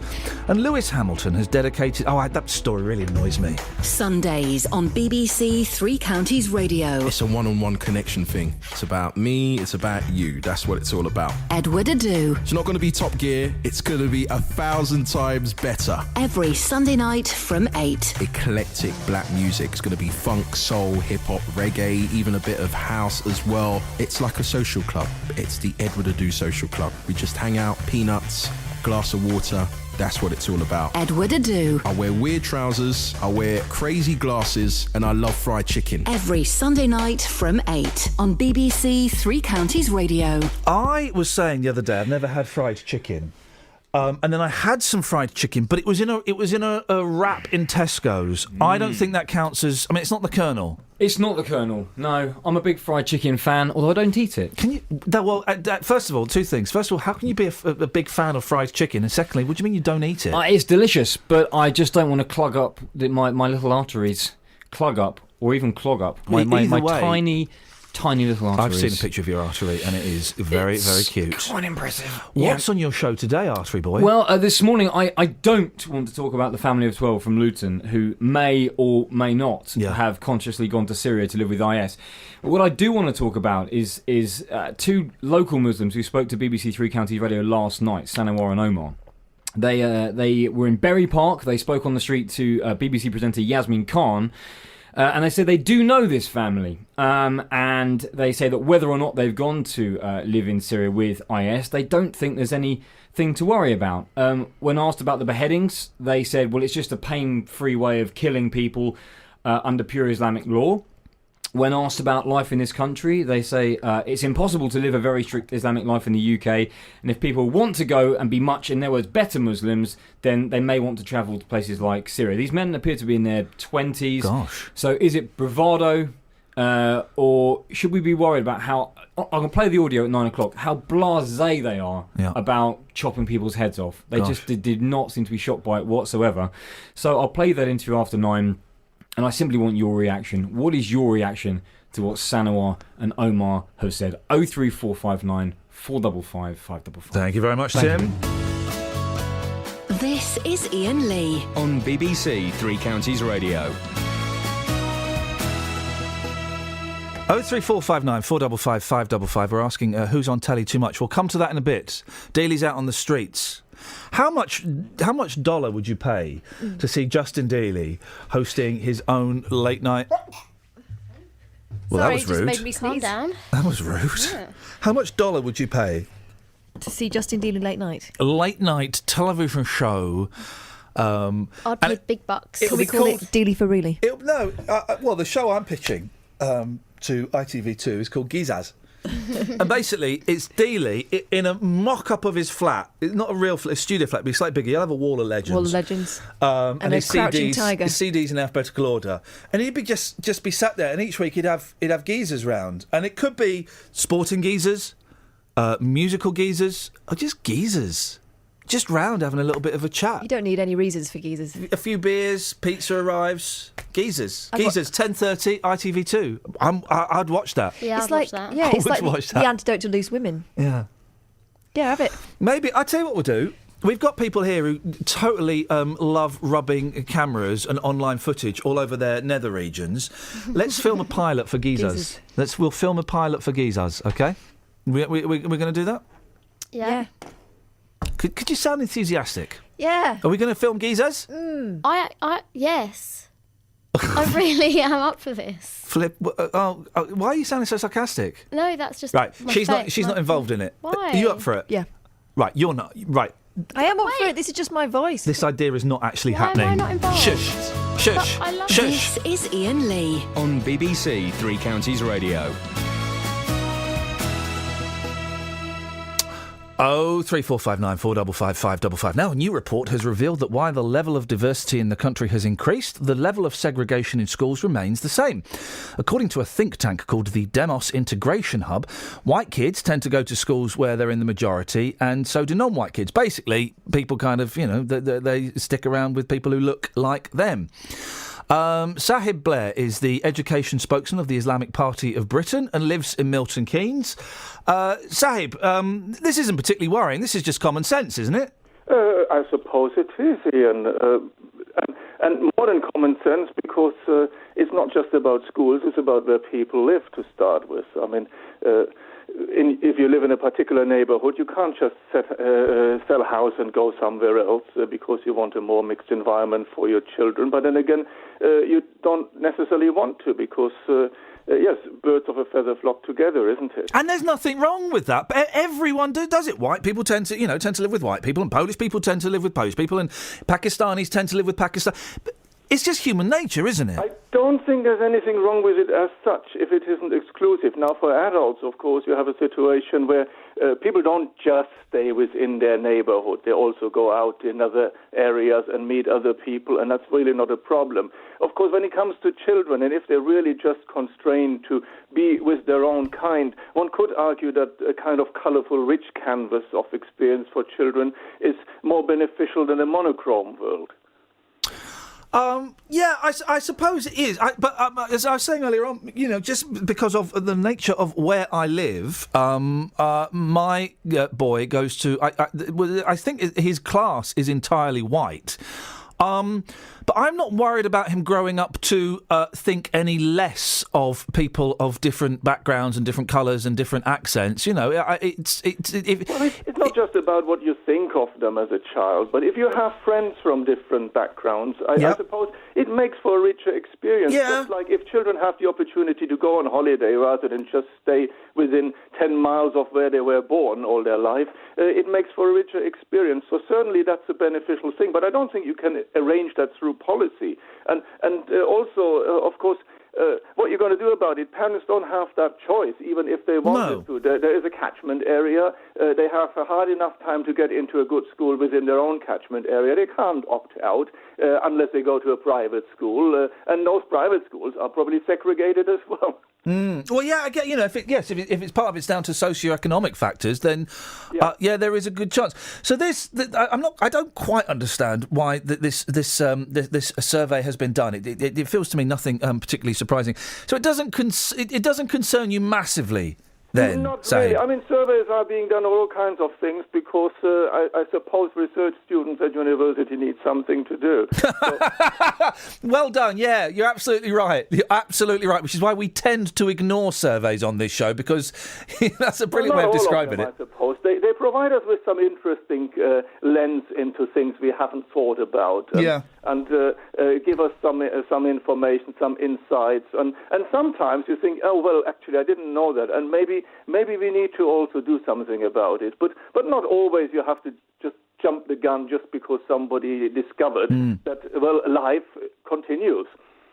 Sahib, good to talk to you. Thank you. What a refreshing input into the show. Sahib Blair, education spokesman of the Islamic Party of Britain. 03459 455 555 is the phone number. That's a great line. Well, these research students need to do something. I suppose they do. But Liam in Bletchley, are we Northerners now being categorised as aliens or minorities here, Ian? Always. Is it Kelly who's from the Manchester area? Kelly, are you from the Manchester area? No. What? No. You'd live with... OK.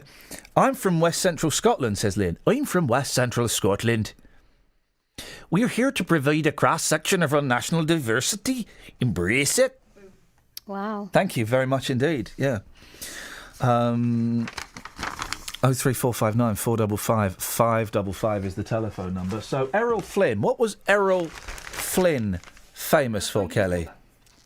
Errol Flynn? Don't Google it! I'm not. I'm typing something completely different. Don't Google it! Let me ask Catherine. Catherine, I know you're making a phone call. Oh, look, she's doing the... Actually, I'm making a serious phone call face. I'm not talking to one of the fun guys. Oh, OK. Oh, flipping heck. OK, so what was Errol Flynn famous for? Do you mean Errol Leslie Thompson Flynn? Is that who you mean? Catherine's miming it perfectly. What are you throwing out of the park? I'm not, I'm just unravelling it. Yeah, exactly. He was an actor. Can I tell you something? Yeah. My mum used to have a massive cactus called Errol. Like massive. It died a few times and had to be brought back from the bin. It was a little bit bent, but it was the biggest cactus you've ever seen. A perfect description of Errol Flynn. A little bit bent, but the biggest cactus you've ever seen. That's pretty much him summed up, I think, from if the rumours be believed of what went on his yacht. He had, famously, him and Roddy McDowall, the two of the biggest stars in Hollywood, although they were only about 5'7". So I think you know... But a lot of Errols was made up in something else. Yes. Anyway, his love... Are you making a phone call or are you with us? I'm there. I'm Good. This is my last story I've got in the papers, guys, so the last half hour is going to be fun. No, it's cool. Huh? It's all taken care of. Sorry? Mm-hmm. I didn't realise we'd hired the Grateful Dead to produce this show. It's cool, is it, man? I'm handling it. Is it cool, man? I'm all over Well, pass the Dutchie on the left-hand side. Do you know that's a pot of food? No, it's not. Yes, it is. No, it's not. It's a pot. It's not. It's a pot of something. That's No. what's... When Musical Youth were on Yeah. Blue Peter and they were asked, it may have been Sarah Green, so what is a Dutchie that you're passing upon the left-hand side? They very quickly said, oh, it's a pot of food. It actually is. No, it's not. That's why they say, how does it feel when you've got no food? Well, And if that's they had why- no food, that's then why why are they there's passing an children. empty pot? That's why there's children singing it. Guys, it's... you know what a Dutchie... Google Dutchie pot. We know what a Dutch pot No, I know is. what you think Yeah, it is. I know what a Dutchie is, mate. A Dutchie You're is... thinking of Dutch. Have a little Google. I can't because I'm a bit busy. I'm a bit busy Dutchie doing the pot. radio show. No, forget the pot. Yeah, there you go, look. Forget the pot. Just type in Dutchie. Dutchie pot. It was a convenient excuse, I Kelly. will type in Dutchie, though. Yeah. Type in Dutchie oven. Dutch bites. No. See what that is. Come on, guys. Sorry, I'm busy doing a show. I mean, they're actually singing a biddly biddly bong. Do that again. A biddly biddly bong. Clip that. 5 love letters written by Hollywood legend and sex symbol Errol Flynn. They only fetched £1,000. Gosh, and I bet they're filth. I bet they're if he's drawn around it. The letters. It's a lot of paper. The letters were sent to Marjorie Bickham. Marjorie. Who Flynn met while performing at the 1934 Malvern Festival. £1,000 for 5 love letters from that mucky pup. The Mirror told on Saturday how the 20-year-old from Ledbury spurned Flynn, who begged to see her again. She died in 1997. Nick Davies of Fielding's Auctioneer said the letters are a fascinating insight into Flynn and how his mind worked and his persistence. He was not used to being turned down by anybody, and I mean anybody. Travel news for beds, cards and bugs. BBC Three Counties Radio. Well, just checking the A1M, it's really slow southbound from Letchworth down to Stevenage this morning, and northbound is also looking very heavy up towards the Stevenage turn at Junction 8. As a result, the A602 out of Hitchin, quite a long queue towards the A1M. M1 heavy southbound in patches from Milton Keynes down towards Bedford, and then it's slow moving from Toddington Services down to 9 Redbourne. The accident on the northbound M1, that's now cleared from Junction 9. Anti-clockwise M25 from 21 down to 16, slow in patches this morning. Very busy into Aylesbury, I've just spotted, especially on the A41 heading down from Wasden Manor. And trains, they're okay, no significant problems across the 3 counties. I'm James Worley, BBC Three Counties Radio. Across beds, hearts and bugs. This is BBC Three Counties Radio.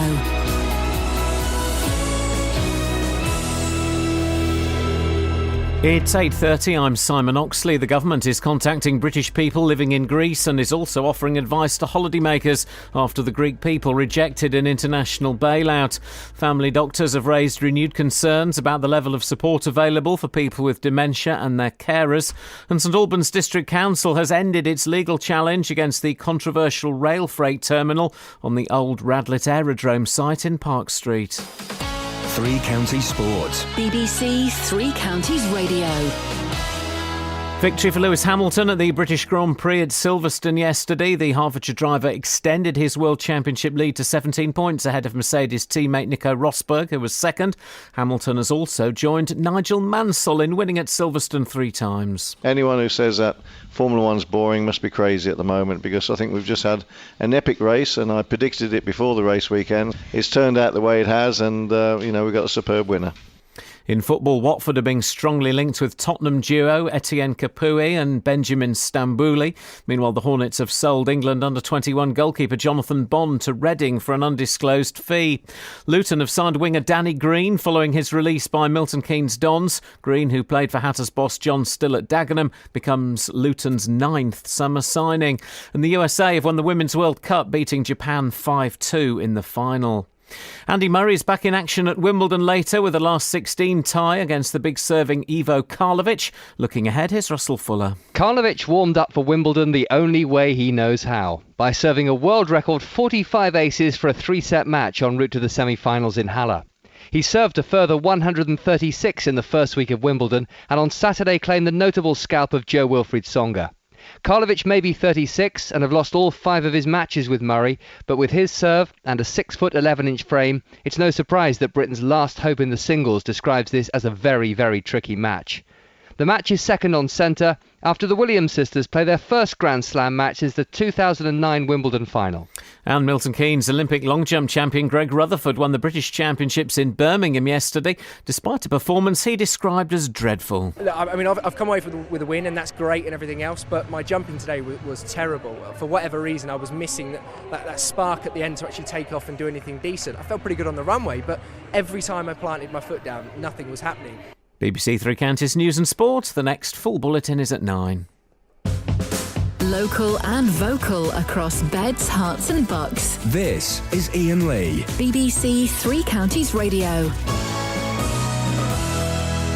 I think it's just gone politically correct. In it, though. 03459 455 555 is the phone number. If you want to give us a call, you're more than welcome to. Considering this is a show where we tend not to do the in inverted commas Muslim phone-in. There are some radio stations where, flipping it, they bang on about it all the time. All the time. I'm bored of it as a listener, but we kind of do bring them up when there's an important story. One story I'm struggling to get my head around is this family of 12 from Luton. I don't understand why it's such a big deal. I can understand why it got some coverage on the day. I can understand why we did it, because they're local and we're a local radio station and we, it's a big local story for a day. But then it just seems that it's constantly in the press, and I can't quite... Am I being dumb? I just can't quite understand why it's such a big thing. I think the fascination is we still can't get over the fact that people can live in this country and take all the opportunities it has to offer and then throw it back in our faces. Is that what they've done? They've thrown it back in our faces? They've made a decision to go and live somewhere else? Is that throwing it back in our faces? But they've also added a little sort of Yaboo socks, haven't they? In what respect? You can stick... They said that we'd thrust democracy in their faces, made them have it. Oh, is that what they said? Is that their statement? Yeah. Okay, all right. What I do love about this story is everybody is guessing. Everybody's guessing. Everybody's making assumptions. Oh, yeah, but the mum has got cancer and the dad has got diabetes. They've got hospitals in Syria. It's not. They're not living in caves. It's quite an advanced country. It's the people. Not everyone's living in poverty. They've got hospitals. They'll have insulin. I think they've got insulin over there. Is that what you have for diabetes? Yeah, you do. There we go. You need that. Yeah. Excellent stuff. Quite indeed. Important. Steve's on line too. Good morning, Stephen. Good morning. What a wonderful day. What would you like to say? Well, I don't know what the fuss is. If they want to go, let them go.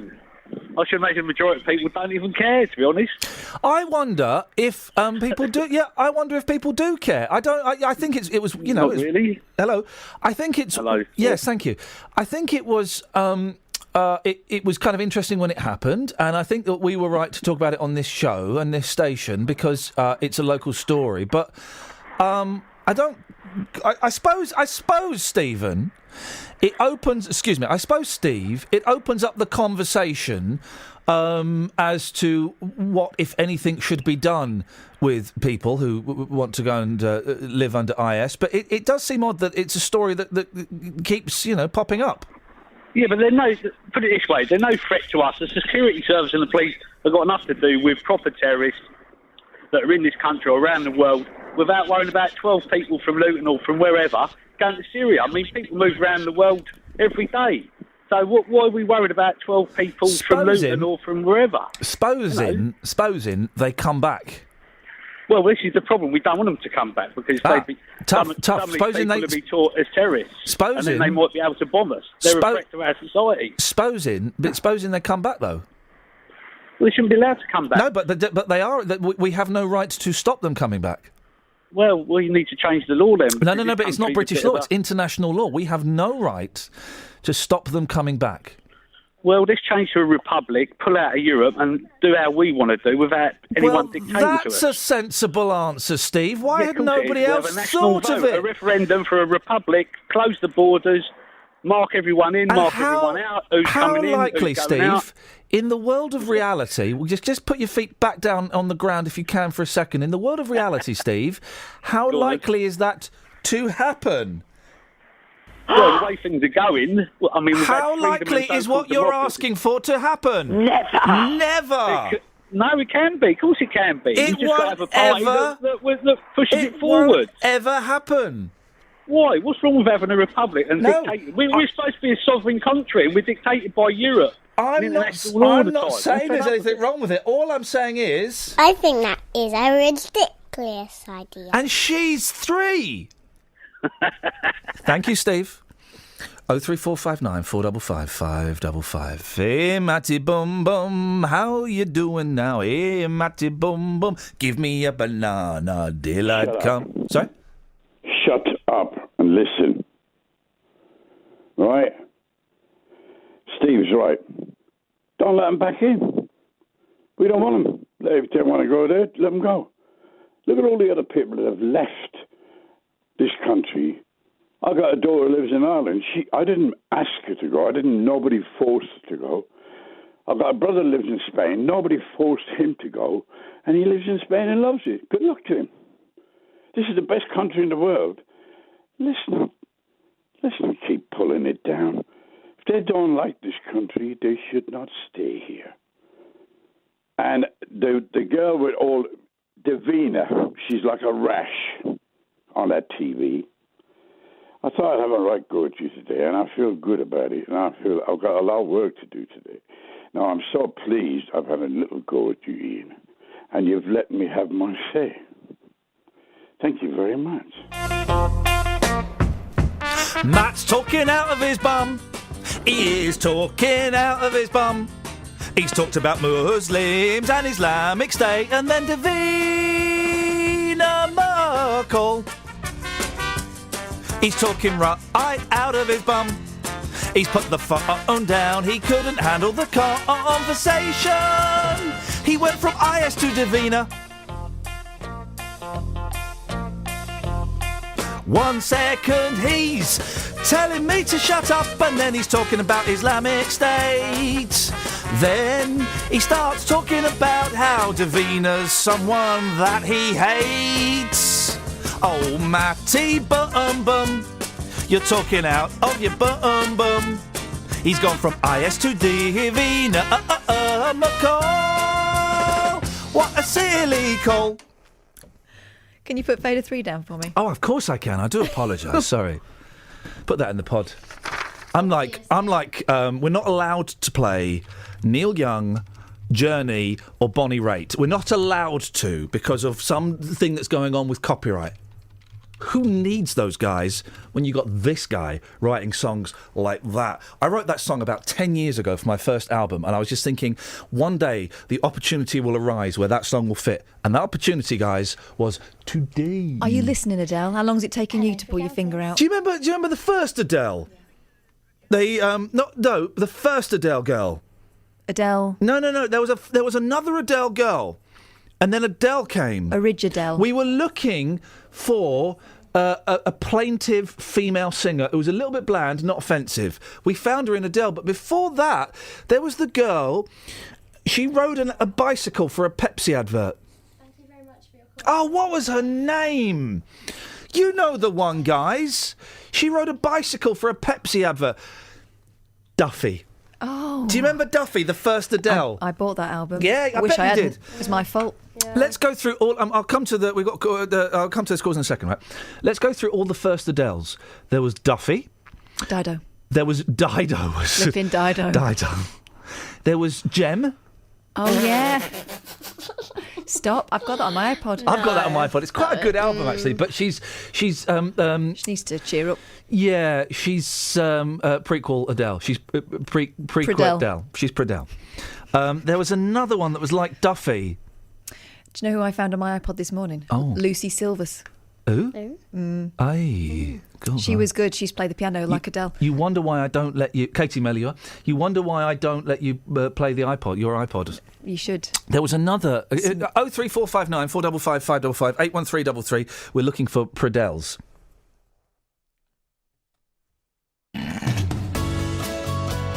This is Iain Lee on BBC Three Counties Radio. Kev's on the line. Morning, Kev. Hey, morning, Ian. Great song. Love it. Thanks. Thank you very much indeed. And I shall be releasing that as a single very, very soon. What you got for us, Kev? Right. I was wondering, with this family of 12 that have gone to ISIS, one thing that hasn't been spoken about yet is where were they living? Were they living in a council house or did they have their own house? I don't know. Because, I mean, they've been away since April. Yeah. Now, if it's a council house or a couple of council houses, who's paying for it? I don't know. No. No, I don't. Well, I don't know. Well, they won't be paying rent.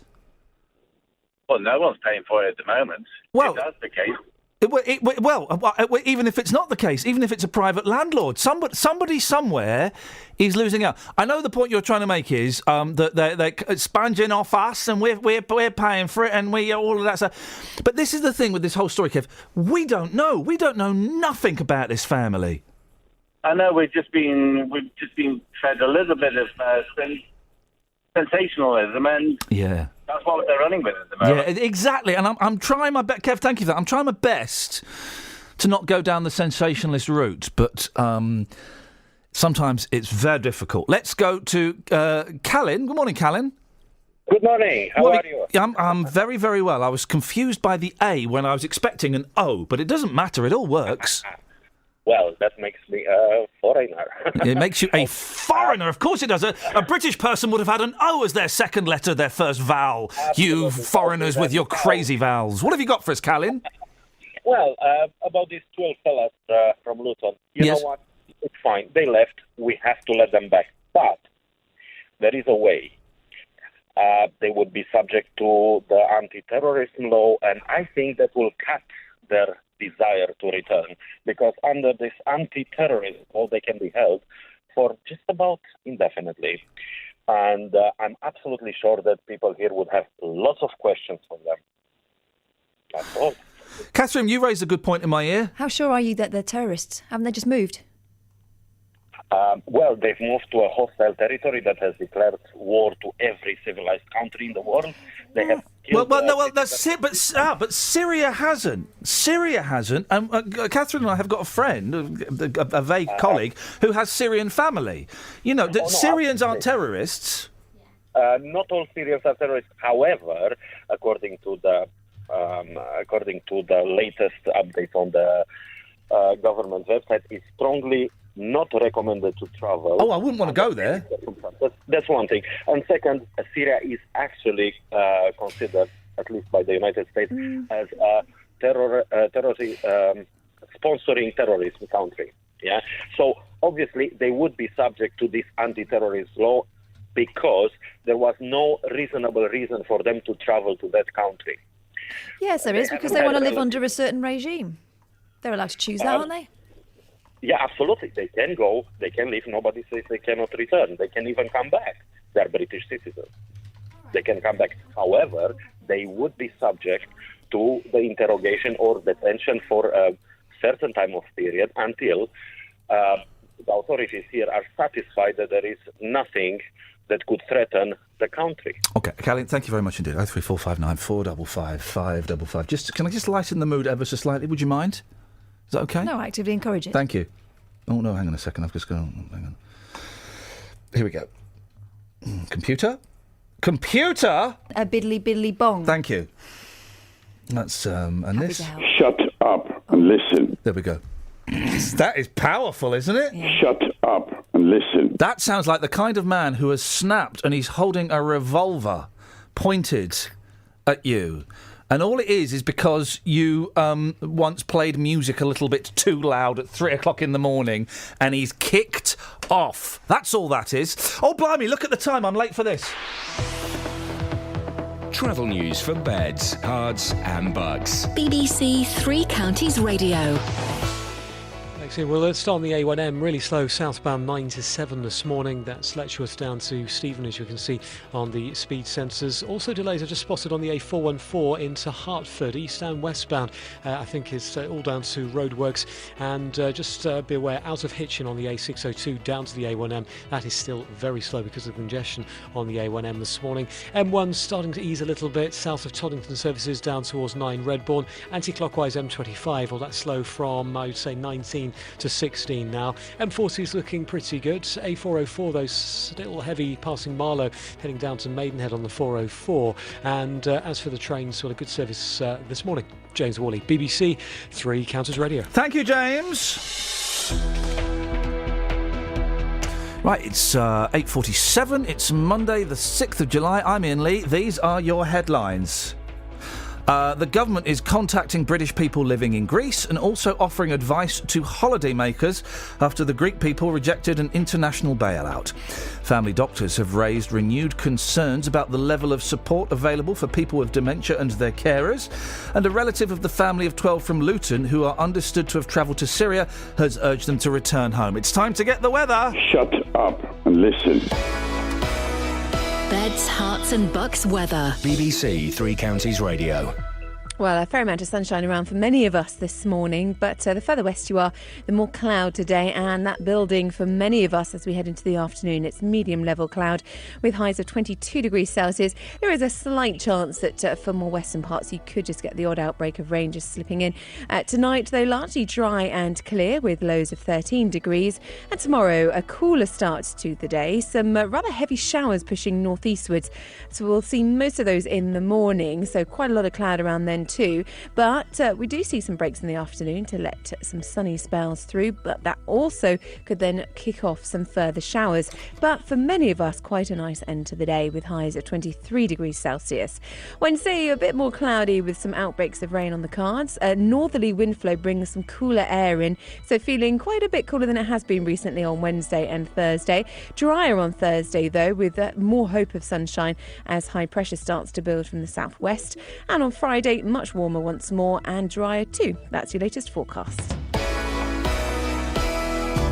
Nick Coffer on BBC Three Counties Radio. The book is all about how you can use nature to make walking a detective game. There's no cost to spending 10 minutes looking at all this stuff. 3 mums from Hertfordshire have got something a little bit different planned. This weekend they're walking 100 kilometres. We've done lots of training and we're aiming to complete it within 24 hours. Nick Coffer. Is that a maze in front of your house? It's called a parterre. Oh, it's a parterre, is it?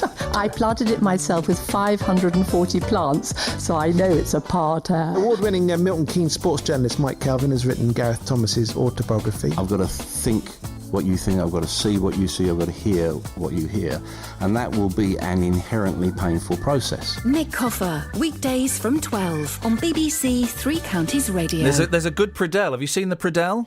No. Someone suggested Beverly Craven. Yeah. I would have some of that. Gem, we've got Dido. That's the other one I was thinking of, as well as Duffy. Ellie Goulding. Ellie Goulding was pre-Dell. No, I don't think she was pre. She was pre-Dell. She's post-Dell, isn't she? She's pre-Dell. She released her first album in 2010. When did Adele do it? When she was 20? She was 21. No, she was 21. 19. When she was 20. Sorry, She's 19. So when did she release that? When she was 19. No, she didn't release it when she was 19. Kiss it. She wrote it when she was 19. Thank you. Let's just check this out. Yeah, let's check it. Listen. If we don't like anything, hang on. No, if we do like stuff, we like facts, don't we? Just. We do, boss. We do indeed.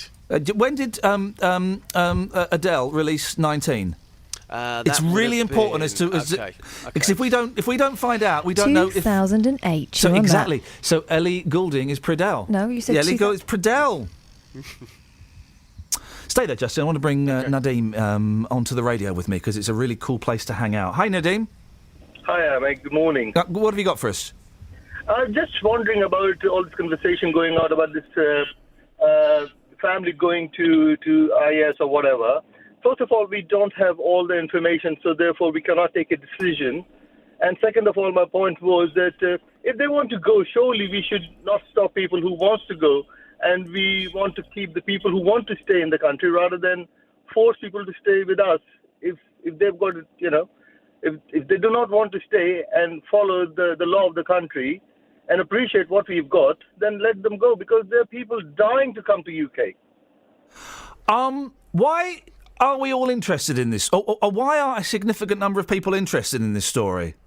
No, it's just nobody can get their head around as to why would anybody in their right mind, especially someone who is as ill as that, you've just mentioned that they've got cancer and all that kind of stuff. I cannot get my head around why would anybody would go to a country like that. As we said earlier on, we are all speculating and guessing, so we don't have the right information with us. Nobody's got the correct information, but I cannot get my head around why would an 80-year-old guy would go to a war zone, and especially they don't have the right facilities. They don't. How do you know that? How do you know that? I think is it not they are in a completely war zone and they're desperate for things. No. Surely they cannot have the infrastructure like UK. Surely, the doctors and the. No, but this is the thing. Everyone thinks that Syria is like some backwards country where everyone's living in caves. It's not. It's a developed country. Oh, as good as UK? Okay. Maybe not as good as the UK, but I'm looking at pictures of it. Look, it looks really nice. It looks lovely. I mean, you click on the ones where everything's been bombed, it doesn't look quite so good, but Syria is a developed country. Steve's on the line. Morning, Steve. Morning, Ian. What would you like to say, boss? I'm just wondering if this family actually even exists, because no one seems to know anything about it. No one seems to know, whys or wherefores. So perhaps they don't even exist, and it's just a fabrication of, I don't know. Who would fabricate such a thing? Mate, I don't know at all who would fabricate stuff like that just to kind of keep things stirring. Oh. Are you suggesting, and I like these kind of conspiracy theories, Steve, are you suggesting that maybe this whole family is a construct of the government so that we have somebody to fear and be angry with that isn't David Cameron? Yes, very probably, mate. That would be something I would suggest. I don't believe it, but it's certainly an interesting train of thought to play with, because it is often argued, isn't it, that we all need a bogeyman, we all need a bad guy to hate, so it kind of diverts us from, I don't know, £12 billion worth of benefit cuts about to be announced in 2 days' time. Yeah, that's precisely my point. I mean, it's always there's always someone in the press. It was Jihadi John. It was someone else. It's Anjam. It's this. It's that. Really, I don't know. There's surely I don't care about these people. Steve, I've got to move on because I'm going to go back to Daly. Daly's got a piece for us, but I have to say, I don't really buy into many conspiracy theories, although Princess Diana one, I kind of, I think there was something more going on there. But, JFK was probably shot by one bloke. The people that crashed into the Twin Towers, it was probably, a dozen people. It wasn't, the American government So I don't buy your theory, Steve, but I always love discussing those theories. I think it is handy to have a distraction, isn't it? Of course. Well, we always have. We had the Nazis, then we had the Reds under the bed, and then in the 80s we had communist Russia. And in the 90s, a good day to bury bad news. Exactly. You see, exactly. Justin, Loving that call. I love it. I love it. Yeah. Conspiracy theorists are welcome always on this show, and they will be challenged, and I probably won't buy them, but I do like hearing them. Anyway, who's on telly too much, Just? For me, I would say at the moment probably Holly Willoughby, probably on TV too much. For me personally, yes, very nice lady, lovely figure as well. But for me, a little bit too much on TV. Okay, well, she's a delightful lady, but I can understand your point. Point taken. We're going to discuss geezers in a minute, which I don't know if you heard us mentioning. It's an idea we've got. But you have taken this to the street, haven't you? Yeah, you've been asking this morning for you who is on TV too much. The same sort of names coming up here. But here's what the streets had to say this morning, boss. Chris Evans. What have you got against gingers? I haven't got anything against ginger people. Who are you? My name's J-Dog. All right. Keith Lemon. Keith Lemon? I hate him. Why do you hate him? Come on, talk to me. I can't stand him. He's too over the top. He's too over. He's And crude. too rude. He's crude and rude. You see, deep down, I think you've got the hots for him. No, I haven't. I can assure you. I can assure you. So if he said to you, come on, let's go out for a fish finger sandwich, you would say no? Definitely. And you're all creamed up this morning already. Good for you. Who's on TV too much? Simon Cowell. I'm just fed up with reality shows. Yeah? Yeah, totally fed up with them. You know his shirts. Yeah. Do you find them a turn on? No. Or his high-waisters. Nothing about the Cowmeister turns you on? Absolutely nothing. Not his dyed hair, nothing. So if he was here and he said, I'll tell you what, I'll cream you up this morning, I'll put that cream on your back, you'd say no? No, I don't want to. You're a hard woman to please, you are. Not really. Thank you. Thanks a lot. So can I ask you a quick question? Have I got swag? Swag? Eric, great name, great vibe. Eric, who's on TV too much? Noel Edmonds. Does his beard make you sick? Yeah, he does. Yes, he does. Stephen Fry.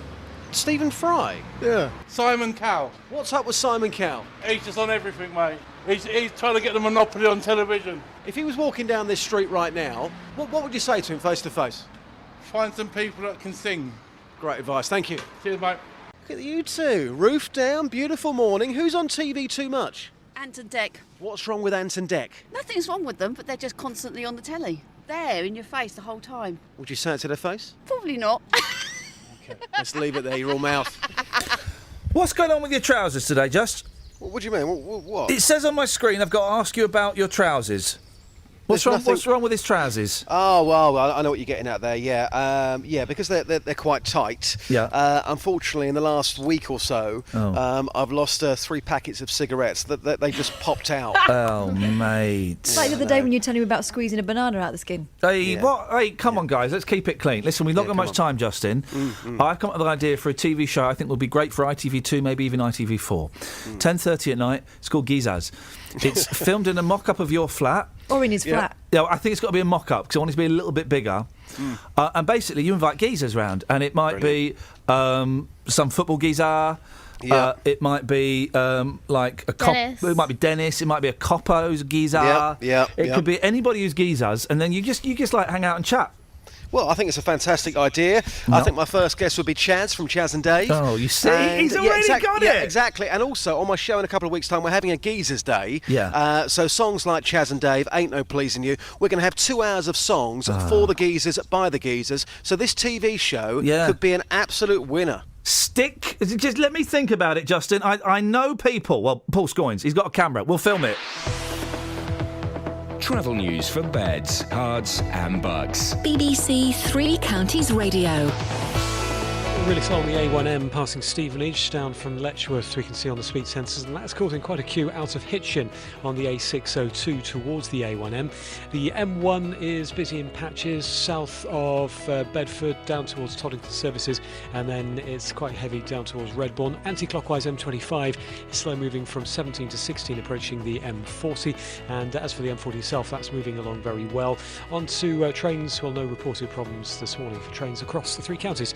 I'm James Wally, BBC Three Counties Radio. James, thank you very much indeed. Right, that's it, guys. That's your lot. Hey, podcast heaven, guys. Go to the BBC Three Counties website. No, me neither. Go to iTunes then and type in Iain Lee.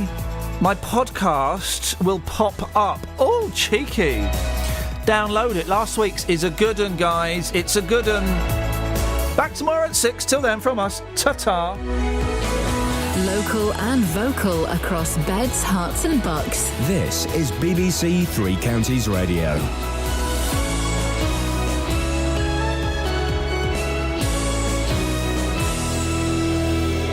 Thank you, Iain, and good morning. It's Monday morning. You're listening to the JVS show on BBC Three Counties Radio. Tim Wheeler in for JVS. And this morning, I want to ask you, what's your reaction to what Sanawar and Omar have said? Two young Muslim men from Luton have told this radio station they know the family of 12 thought to be in Syria, and if they chose to go there, there's nothing wrong with what they've done. Sanawar and Omar told the Yasmin Khan show the family must want to live in a strict Islamic society to be better Muslims, and it's hard to be a very strict Muslim in this country. When asked